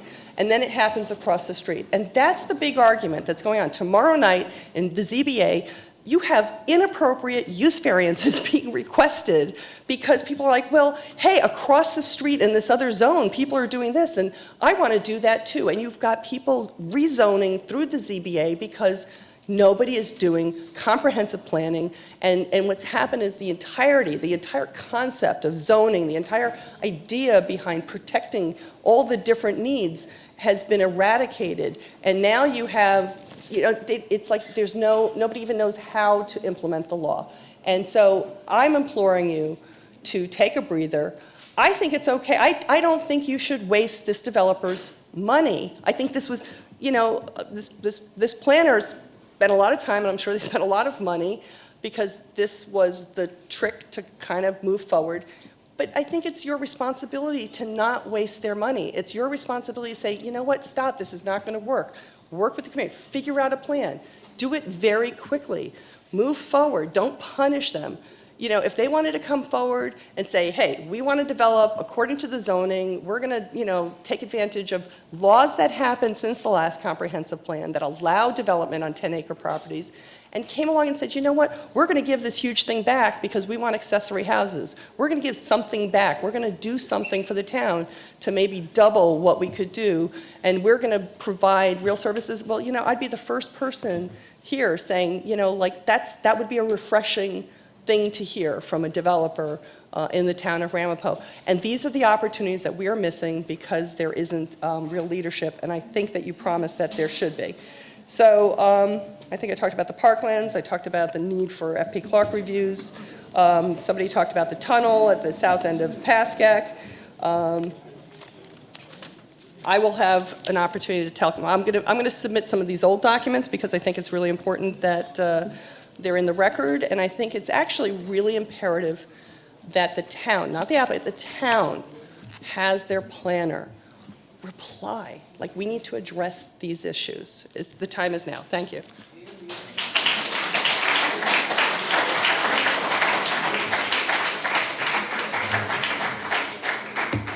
Thank you very much, Ms. Muniz.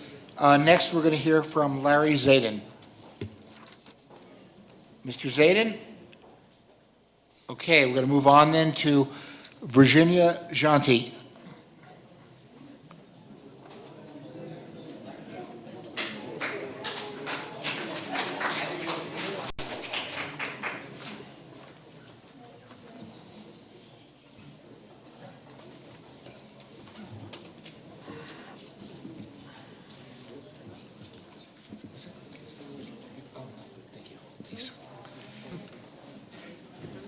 Good evening. I came to speak about something very simple. It's not complicated at all. It's about democracy for all, not democracy for some. With that in mind, we have to take an account of what has transpired before to think about our future. Ewing Avenue for years, if you follow the water, the flood, when it comes down, goes straight right on down to where they want to build. It's been like that all my life. Pascack Road has had flooding as far back as I can think.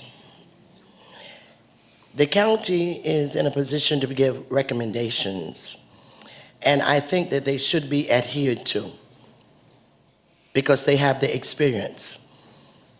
Now, when we speak about community, we have to really examine that word. Let's do an analysis of that word, community. It doesn't mean anything insular. We're all a community that are living here in Rockland County. And there have always been a diverse community up, quote, on the hill. When I was a girl, there were Jewish people that were living there on Prospect, on Bethune, and all of those streets. So there has been nothing for it to try to, quote, to get them out. That was very just disingenuous of the person, the earlier caller, the earlier speaker has said, and I resent that.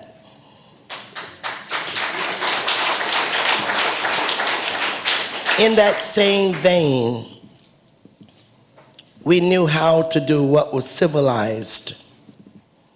We do live in a civilization. And I'm thinking about when they left Ellis Island and they came into New York and all, into the city.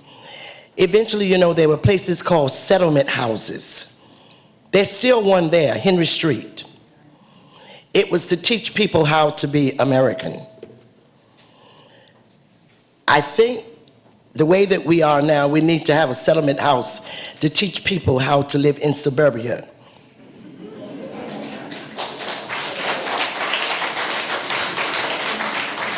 When I was a kid, my mom used to say, it's nice to be nice. And it is nice to be nice. Courtesy. We've seen so much discourtesy and so much lack of civilization now here in Rockland, until it is just absolutely mind-boggling. It's the elephant in the room all the time, not some of the time. And other communities outside of Ramapo have become afraid because of what they've seen is going over here. I don't know who in the world would ever say that this is the best place to come and live now. They would definitely need blinders on. And I'm thinking about the bucolic place that I enjoyed going to see on College Road. When I would be going to school, going to school to RCC, it was such a pleasure to see how it is. Look at it now. All of those side streets and all like that. It was a pleasure to come from Nyack and to go all through there. And now I live here, and I've just seen steady deterioration. What about the U.S. Army Corps of Engineers? Don't they have an impact to tell us what we're supposed to do about the water streams and things? Has anybody taken those type of things into account? You know, I think that we need to take a breath, and it has to go beyond money. And there is a finite amount of space that is available. There's another thing too. We need trees for oxygen. Breathe.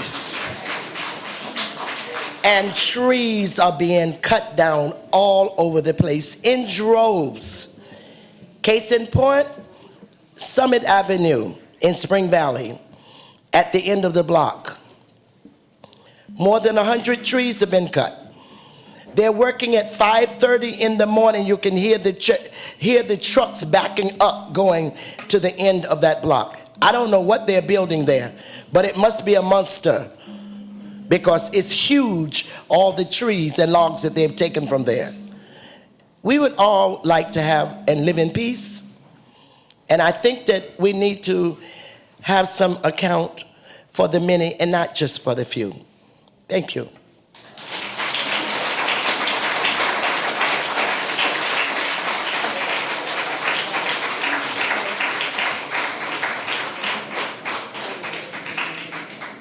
Thank you. Our next speaker is Stephen White.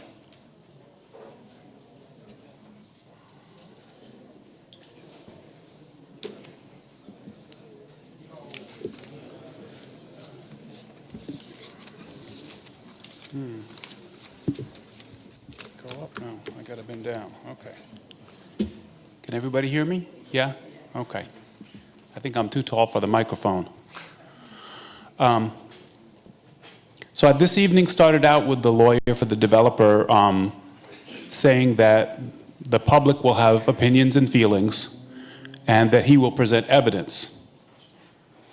But I think we've heard both opinion and evidence from both the public and the developer.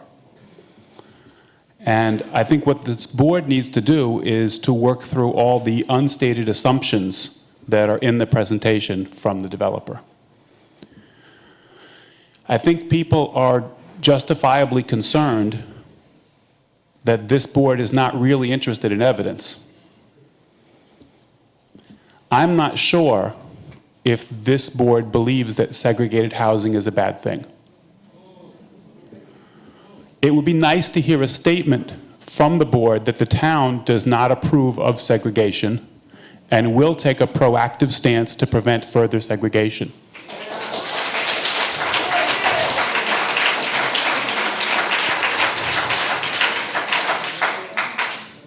I'm not sure if this board thinks there's any need for planning beyond what the developers can sell. It would be nice to hear that the board will initiate a moratorium on development until our plan can be renewed.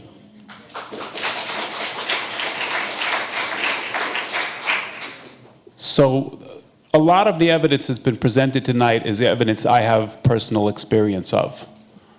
People talk about traffic and green space. I grew up in this area.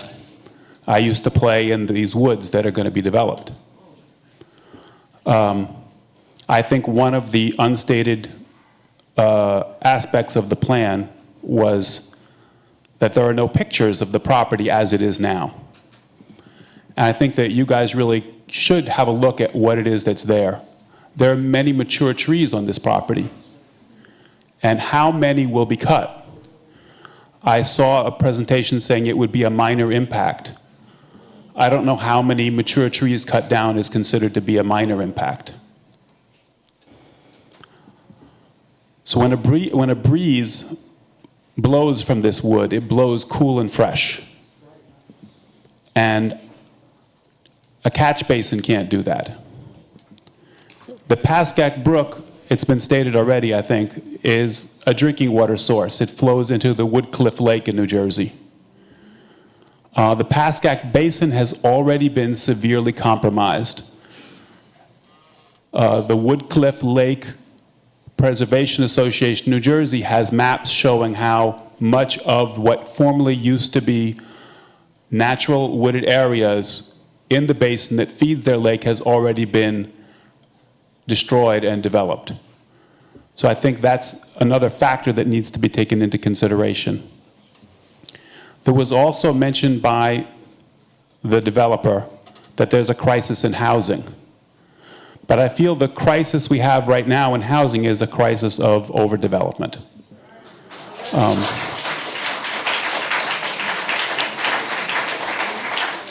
Several speakers have already spoken about infrastructure, traffic, etc. The growth in Ramapo that the developer's talking about has been driven by the downzoning and planning decisions.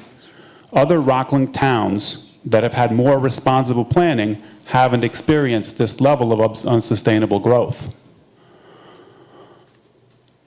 The lawyer for the developer also has said that this plan will be a transition from Spring Valley to Clarkstown.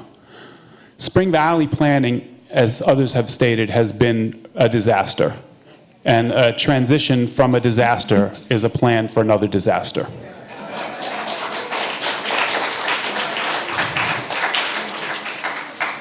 And the last question I want to drive home, where will the children go to school?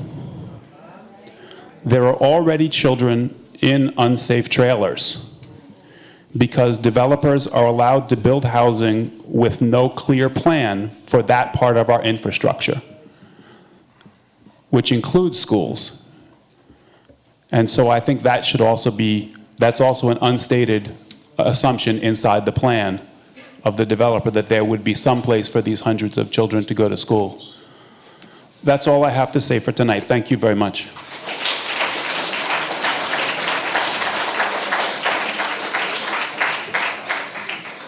Thank you, Mr. White. The next speaker is Michael Parietti.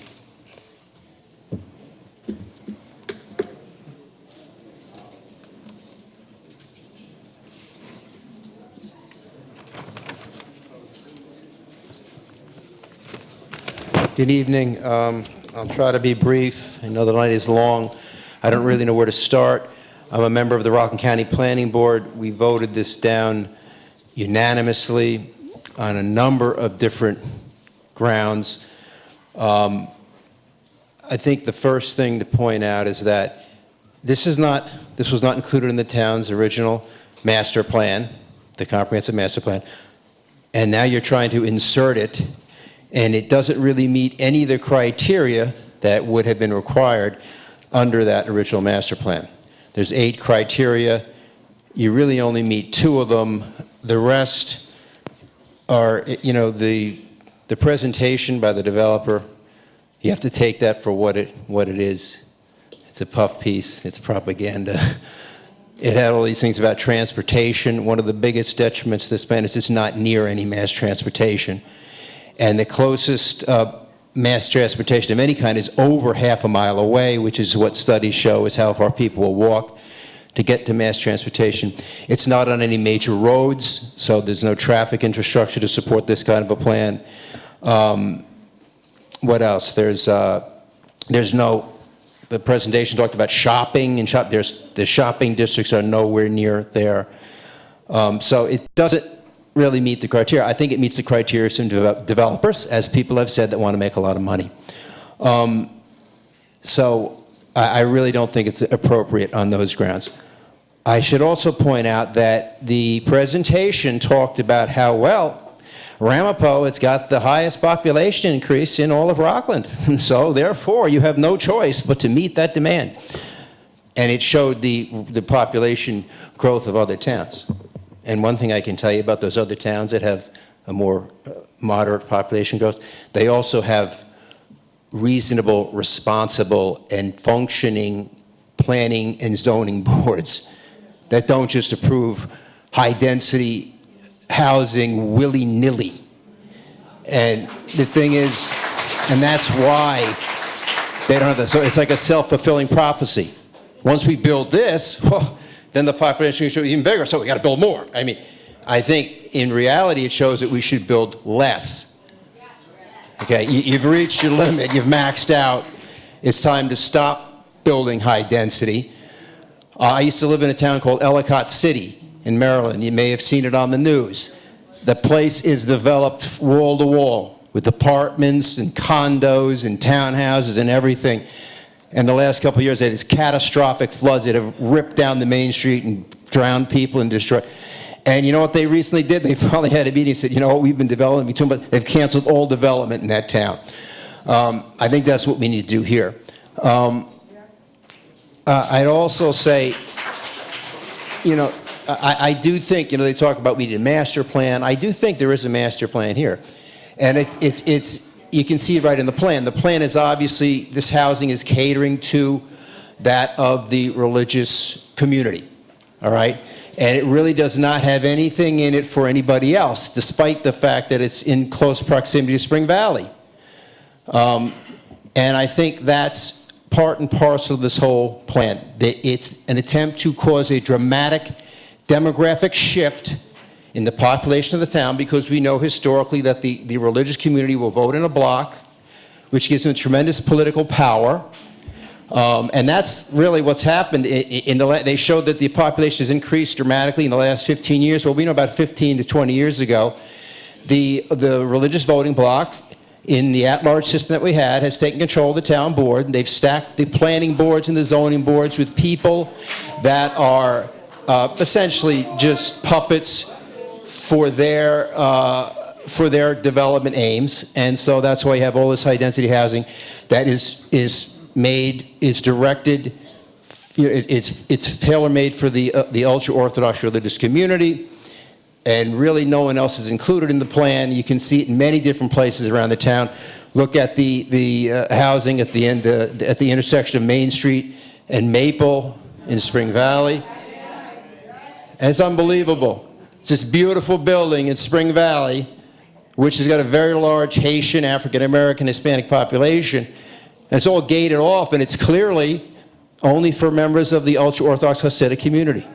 And it's pretty egregious. One woman did try to see an apartment, and they gave her the runaround, jerked her here and there, and she, to her credit, she filed a suit with HUD, and she received a significant settlement.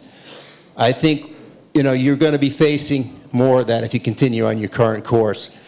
And we know that the religious community has a very high population growth rate, and that's a whole nother story as to why that happens, which I won't get into today.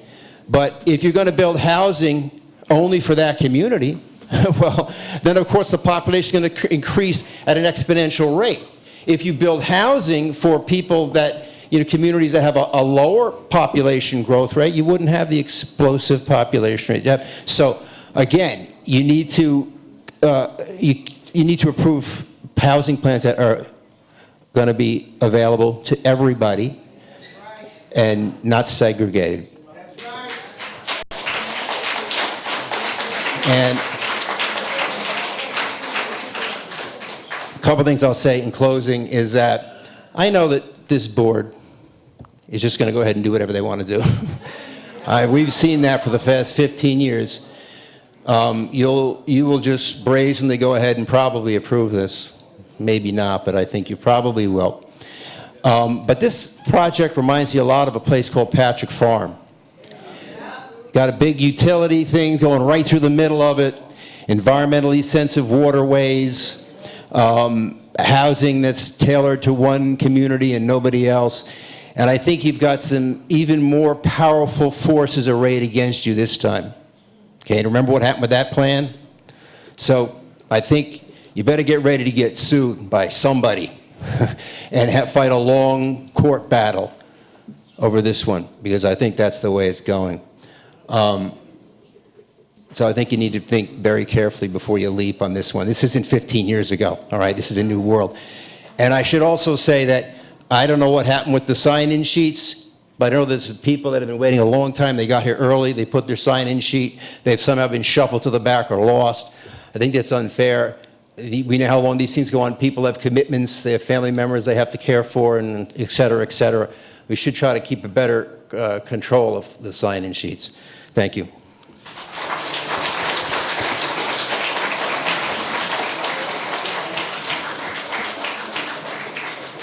Thank you. The next speaker is Jacqueline Trushler.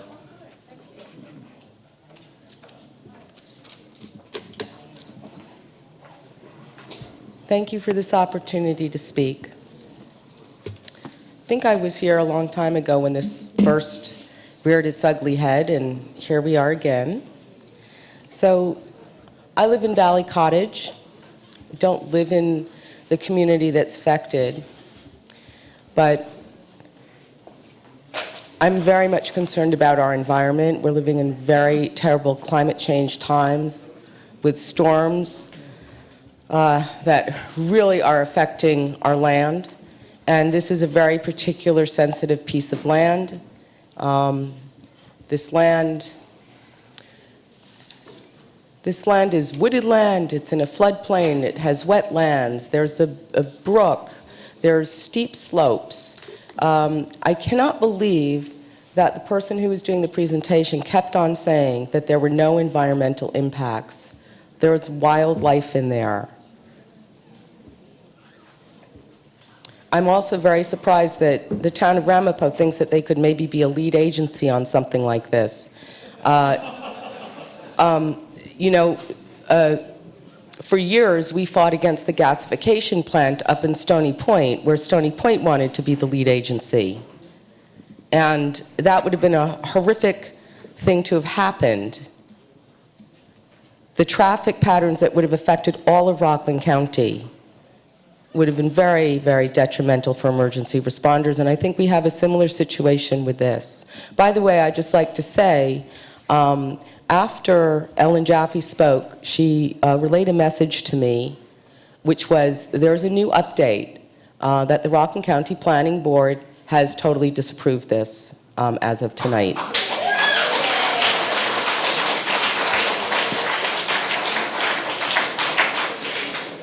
And there are very good reasons why, okay? There are very good reasons why. You have steep slope land. I've lived here in Rockland County my entire life, and the amount of flooding that is happening in Rockland County is awesome. It is horrific. Mudslides on 9W, Nyack totally flooding. The flooding is just astronomical. I was on the phone with the Department of Transportation people several months ago when we had those first huge rainstorms, and it was flooding sideways on 59, okay, sideways. And the man said to me, if you keep on building out in Rockland County the way you are going to be totally underwater. So I have to move on to a few other things. There is a housing crisis. And the housing crisis is because there's a population crisis. And in these times, we are going to be having more and more climate refugees. Right now, the build-out in Rockland County to accommodate the ultra-Orthodox community, and by the way, I just have to say, as a Jewish person myself, I've taught many people in the Jewish community, and I've loved the families that I've interacted with. And they're big families, and I love all of them. But the kind of housing that you're talking about here is so huge. It is so decimating to the land and to the life of the people that already exist and live on the land. So regarding these environmental impacts that don't exist, I'm very concerned that if there is going to be any sort of build out here in Rockland County, that the builder would be responsible for low-flow toilets, low-flow shower heads, energy-efficient washers, dryers, dishwashers, refrigerators, and air conditioners, permeable paving. All paving would have to be permeable paving to try to mitigate this kind of damage. LED lights on timers to not totally destroy whatever wildlife there is. There needs to be tree counts before. There needs to be a lot of stuff done to try to mitigate the damage that would happen from this. And I have one other thing to say that I know people are going to be very, very upset with me about. I'm kind of upset that I'm going to say it, but there is a population explosion. And I've been doing some interesting research in my nighttime reading as I get ready for bed. And I've been reading a great book on Jewish history. And in this book, it says that God said to Adam, "Be fruitful and multiply." He did not say that to Eve. And women are allowed to use contraceptive devices. Thank you.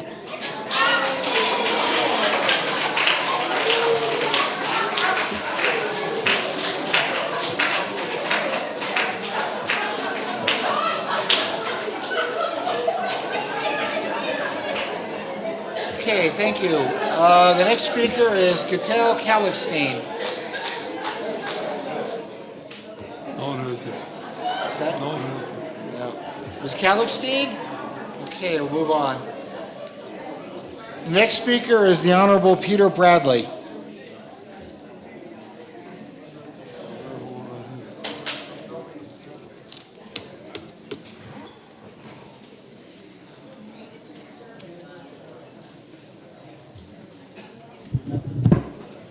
Good evening, members of the public. Good evening, members of the board. My name is Pete Bradley, Clarkstown Town Council. I've waited here long to get up here and speak. A few things, as Mike Perrietti stated before, the county planning board did in fact vote 7-0 against this application. That should be weighted heavily when you guys decide whether or not you're going to make this zone change tonight. Additionally, the town of Clarkstown passed a memorializing resolution a few weeks ago, again, against this application. This does not do any service to the residents of Clarkstown, and it certainly doesn't do any service to the good folks of Ramapo, who have really been put through the ringer over the last 15 years. The last 2 nights, Ramapo, a town known for the history of corruption, was on the news. News 4, 2 nights in a row. The spotlight will be on you again, folks. You know, social media, even though the regular media is not here, social media will have this all over the place tomorrow. Hundreds of thousands of people are going to know what's going on. And I'm fearful that you haven't learned, you haven't thought it out. You've had the last guy now in prison who is sitting there for 2.5 years in prison. Several of your public officials have been locked up, and I'm worried that there's not a lesson to be learned here. When you make this vote, I hope you're very careful and realize there's a saying where I work: every action causes a reaction. Thank you.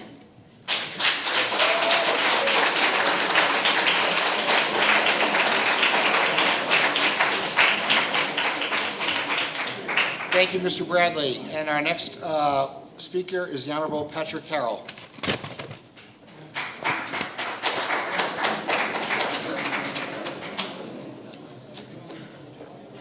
Thank you, Mr. Supervisor, members of the town board. As the night has gotten warmer and warmer and the hours gotten later and later, my statement has gotten shorter and shorter.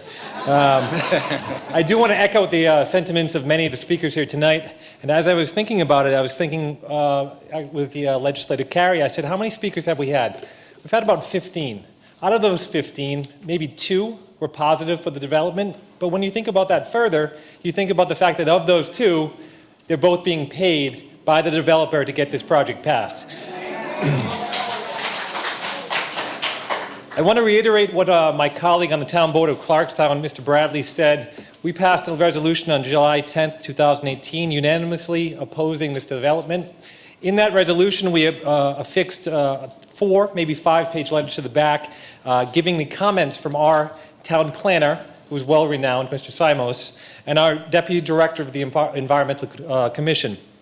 They bullet by bullet went through the environmental impact statement, listing the deficiencies in that statement and why, because of those deficiencies, no decision could be made on this development with that information. I'm not going to bore you with the actual points, but that letter was put into the exhibits tonight and is part of the record. So if you want to read the letter from our town to the Ramapo Town Board, opposing the motion, imposing the development, you certainly can. But the four major takeaways I do want to say are these. One, as I said, the environmental impact statement was severely inadequate. Two, how bad my four here? I just said there's going to be four. Two, the current comprehensive plan specifically says that their Pascack Ridge area must remain in its current zoning state. It specifically addresses it. It doesn't leave any wiggle room. It needs to remain that way. Three, there's insufficiencies when it becomes water.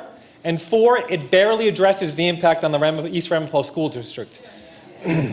We've heard from countless individuals tonight talking about why this is an inappropriate project and why they believe, as the town board should believe, that this is an inappropriate development, should not be passed. I urge the town board for the town of Ramapo to look at its comprehensive plan as it said it would in the past, and look at the plan fully and not piecemeal approve zoning when it suits certain developers. You guys have a hard job, and I understand that. It's been a long night, and there's been a lot of speakers tonight. I thank you for listening to each and every one of them, but I urge you to make the right decision. This is not an appropriate development.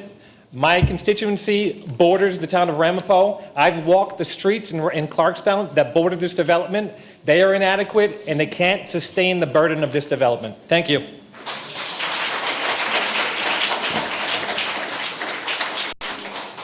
Thank you, Mr. Carroll. The next speaker is George Farron.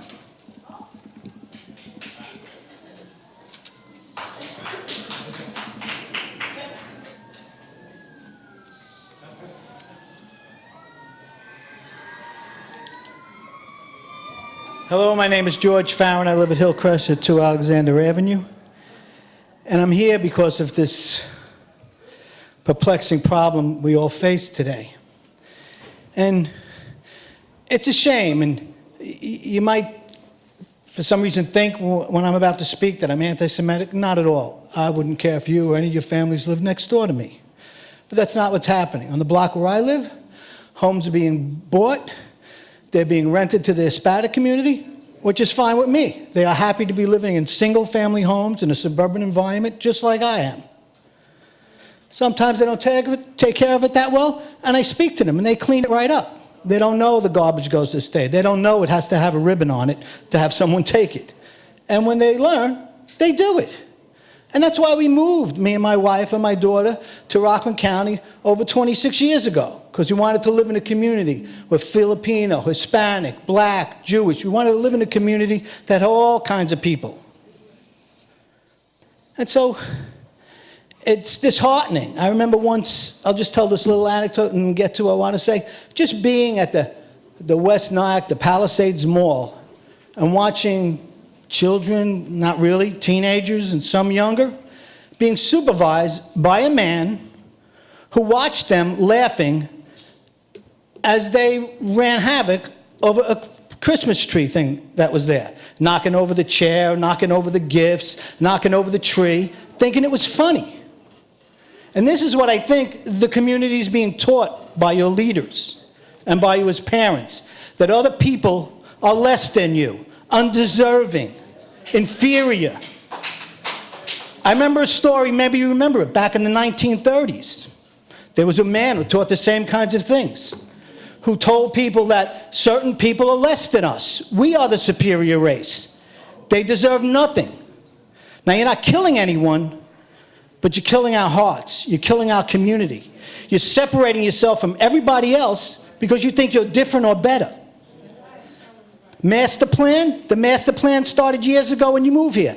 And I've heard it from your own mouths. Let's take over the schools, run the school board, run the schools into the ground. The same schools that were the best in the state 26 years ago are now the worst. Who wants to move their children, their family into a neighborhood where the schools are no good? This was a master plan. This is like ugly, hateful. And you're supposed to be holy men. Please, talk to God. He'll tell you this is not right. This is not good. This holds no holiness, no goodness for anyone, not even for yourselves. If you believe in your Maker, you're not going to like the face he's going to be looking at you with when your day of judgment comes. And you could snicker. You could snicker, but you don't want to look if you're snickering. You're ignorant. And I stood before the planning board and spoke my heart with none of this. Just spoke my heart about how I love living here and watched, hard not to curse, watch these people laugh at me. Snicker to think that you poor pathetic man, we're taking over and there's nothing you're going to be able to do. That was the snickering I saw. And the politicians all in everybody's pocket, horrible. And all the unwed mothers with fatherless children stealing the money from the state for welfare. There should be a law to put an end to all of that for anyone who dares do that. And I have two more things. Just a question. If anybody's getting any money up there, and how much?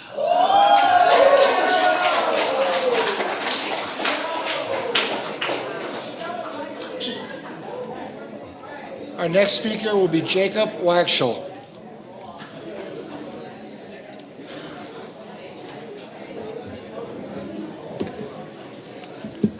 Good evening.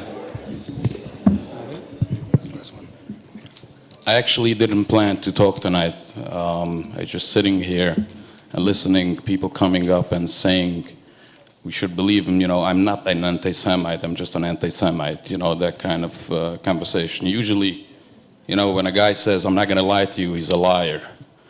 So to that woman that was talking about the thing that's going to bother her, even that she said it, you know, it's going to bother me also what I'm going to say. Actually, it's not going to bother me. It's just a shame your mother didn't use contraception. So, and that's been the whole night. Yeah, that's what I just said. And you know, there's the whole night here. We have people here sitting up here and claiming they're not anti-Semitic, and they're just using the word, those people. And like we have here, as we all, you know, usually behind social media, this anti-Semite Peter Bradley that we're just talking over here. Everybody knows the only place that he is looking is only in our Orthodox community. All right, I think at this point... So, back to...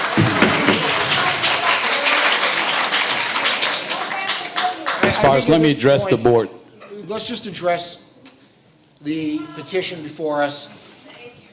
Yeah, Mr. Supervisor actually was going to do that, but before that I just was trying to be a part of the conversation. I didn't hear them talk about the particular subdivision. They were talking about Christmas trees being destroyed or other stuff, so I was trying to address that. In reference to the particular subdivision that you guys have in front of you tonight, we know as far as, you know, most of the people that I hear talking here, some of the Valley Cottage or other places that, you know, if you go up Ewing Avenue, if you ever drive up Ewing Avenue and the whole area, you have multifamily houses over there. I would say more than even the one that is proposed in front of you over here tonight. It's only, and you're going to go, whatever you're going to go in any town, if you go to Suffern, if you go to Clarkstein, if you go to Spring Valley, wherever you go, you'll see multifamily subdivisions, condensed areas, and it's part of, that's how development's getting. There's nice areas, 1 acre properties, and there's multifamilies that are being built. And for people to come out only when it's in town of Ramapo, it's a shame, and then claiming it's not, has nothing to do with race. So the board has in front of you, it's, you know, as a community, we are desperate and there is a need. It's a growing community, thank God. We don't think, you know, I'm not even going to go back to what that lady said before, but we have a growing community that is in desperate need of housing, and I would encourage the board to consider it in a favorable manner. Thank you.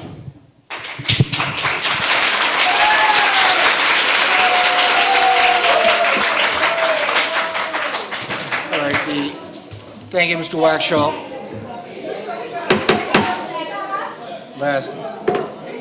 This is the last speaker. Ron Lagares.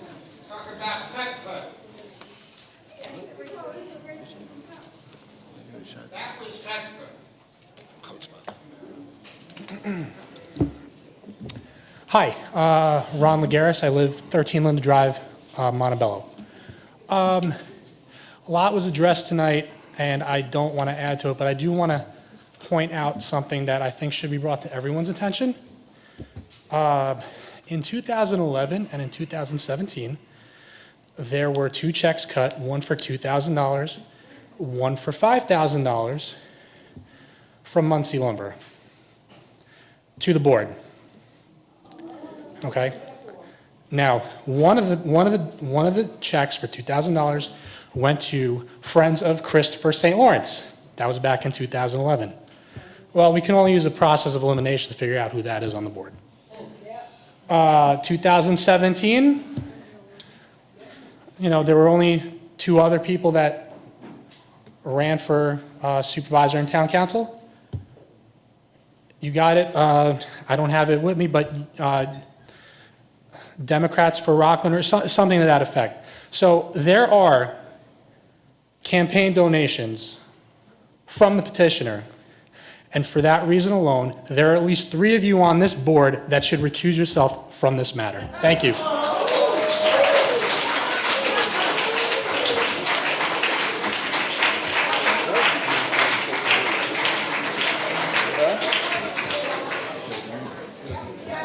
Supervisor and members of the town board, you've heard from the public.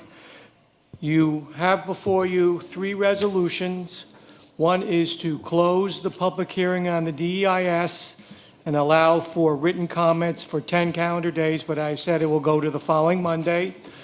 And then you have 2 other motions to close the public hearing on the comprehensive plan and close the public hearing on the proposed zone change. As David Stolman and myself explained, there is no decision to be made tonight other than to close the public hearings, or as Ms. Munin is asking, the public hearings be kept open for another date, and then at the conclusion of whatever you decide to do, they have to provide written comments in the form of an FEIS with respect to all the comments that were made tonight, both orally and if they come in writing, and only then can you then make a decision on this zone change.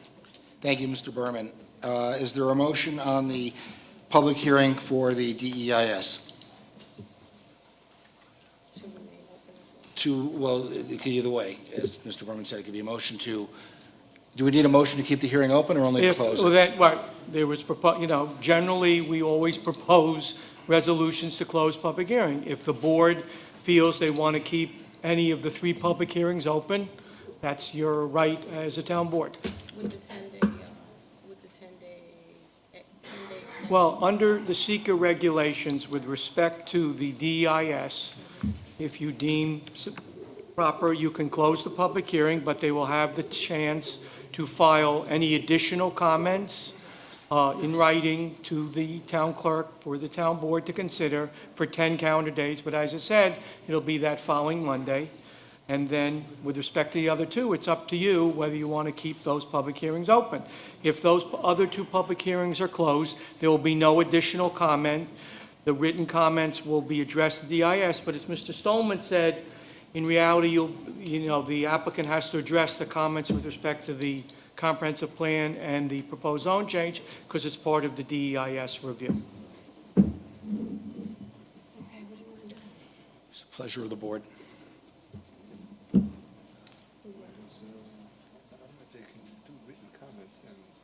Yeah. So somebody want to make a motion? I mean, are we okay with it? Are you okay? Yeah, 10 days? You would? Is he okay? 10 days. So on the first public hearing on the Pascack Ridge DEIS, is there a motion to close the public hearing? Motion to close. Motion by Deputy Supervisor Charles, seconded by Councilman Wanunu. All in favor? Anyone opposed? 5-0, public hearing closed. On the public hearing on the amendment of the comprehensive plan, is there a motion? Motion by Councilman Rossman to close, seconded by Councilman Wanunu. All in favor?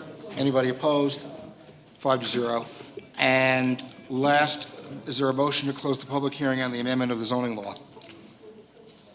Motion by Councilman Rossman. Is there a second? seconded by Deputy Supervisor Charles. All in favor? Anyone opposed? Carries 5-0. So public hearings are closed. There'll be a 10-day comment period, which the will actual go- date will be... The 27th of August. Very good. Thank you. Not at this time, no. Now we'll go into public participation. I would ask that people obviously not speak again about the Pascack Ridge, but about any other matter that they wish to speak about. Is there anyone who wishes to speak? Yes, Mr. Romanowski. Oh, I'm sorry. I think you were, okay.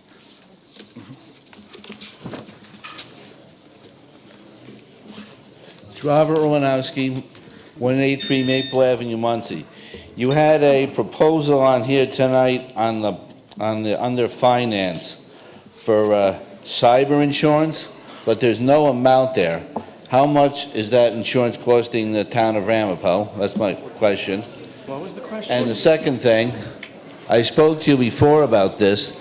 The end of Brewer Road in Muncie, there's a cul-de-sac there.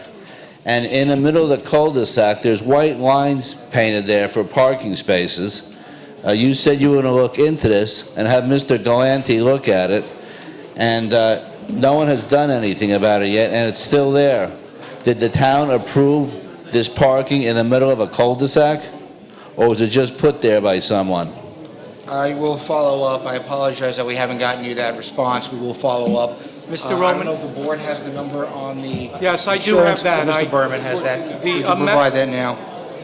The amount for the insurance will cost, it's $1 million limit with a $10,000 retention, and the premium is $14,255. Thank you. It's $1 million with a $10,000. I'm sorry, $1 million, I'm sorry. It's a long night. No, it's all good, it's all good. Okay, I'm sorry, the Honorable Robert Morris. I want to amend that resolution. How are you? Robert Morris, 24 Terrace Avenue, Suffern. I come with actually good news. On two previous occasions, not with you, the previous supervisor and the previous supervisor to him, I sent letters from our real estate company expressing an interest to purchase the quarry. And all we get is total silence. For a town that's $1 million in debt, it just seems to me that somebody in authority owes us the courtesy of calling us and saying, hey, drop dead, whatever you want to tell us, that's fine.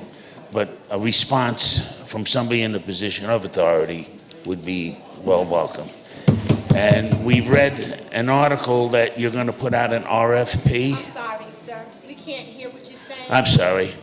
If you are staying for the hearing, please. If you're not, please exit so we can hear the speaker. Thank you.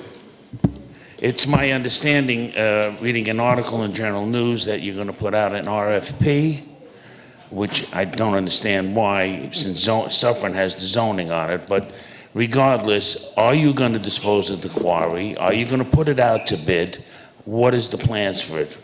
Well, I think at this time, we are leaning toward putting it out to bid. Why don't we do this? Certainly, you'll have an opportunity to bid on it, and I'll give you a response on your letter regarding the sale. Either way, you're of the courtesy of the response, but we probably feel the best thing to do is put it out for a bid, since there are a number of people that are interested in it. Do you have any kind of a timetable on when that would occur? Honestly, at this point, no. Winter is coming, that's Not why at I'm this saying point. it. Okay, thank you. Thank you. Do we have your information? We do. It should be under equity real estate. Yeah. Okay. Yeah, we received the letter. Thank you, Mr. Morris. Yes, please. I contacted Annie Paul's office today, and Can you she's repeat your supposed... name, please? Donna Dragas Thank you. from Nanuet. And she was supposed to have sent in her opinion on the Pascack Ridge. We I'm have just, not received it, but there still is a 10-day comment period.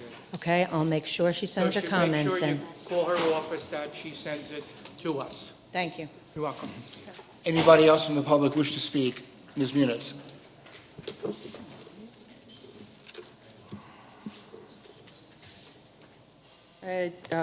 two requests. So I know that you closed the public hearing and you left open for 10 days of comments. I would like to ask that before you close tonight, that you direct the town planner to please provide a review during the public hearing time period of this within the next 5 days to allow us to have an opportunity to review it, because that should be part of the public hearing of this, of this phase. It would be inappropriate to close the public hearing and then continue to have all of those professional reviews done so that we don't have an opportunity to have the benefit of that. With respect to, I raise this all the time. It's sort of an ongoing pet peeve. For a very substantial time period, the town of Ramapo has been approving insurance bids, and I keep asking, when will it be put out to public bid? We've been using LaBaum for a long time without the benefit of any competitive bids, and it's one of the largest single line items on a yearly basis for the town of Ramapo. And we need to save money, and we're not going to save money if we don't open up our expenditures to public bidding. It's just, this is something that should not be allowed to continue to happen.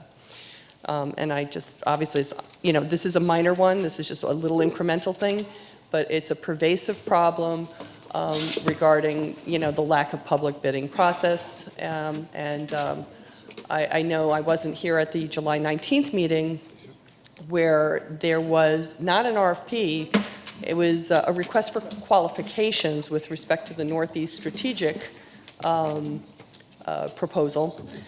And that was one of the most egregiously awful requests that I've ever seen. It was so laden with absolutely horrible assumptions that underlined it, that particularly in the face of the lack of a comprehensive plan, it's the balls to go forward with any kind of a document like that, to have somebody bid on something instead of moving forward on a comprehensive plan is just, I find it shocking.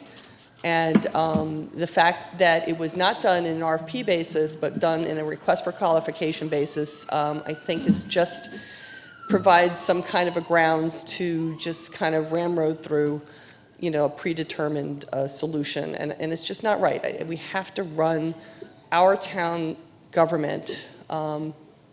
If we do it the right way, it will bring much more in the way of credibility and trust. And I do this because I want there to be credibility and trust. I want that for you, and I want that for everyone in the town of Ramapo. Thank you. Thank you. Does anybody else in the public wish to speak at this time? If not, I'll take a motion to adjourn. Close the public hearing. Close the public participation. Close public participation, I'm sorry. Yes. Motion by Deputy Supervisor Charles, second by Councilman Rossman, all in favor? Anyone opposed? Public participation period is closed. And now that concludes the business of this meeting. Now we will take a motion to adjourn. Yes. Motion by Councilman Rossman, second by Deputy Supervisor Charles, all in favor? Anyone opposed? We stand adjourned. Thank you, everybody.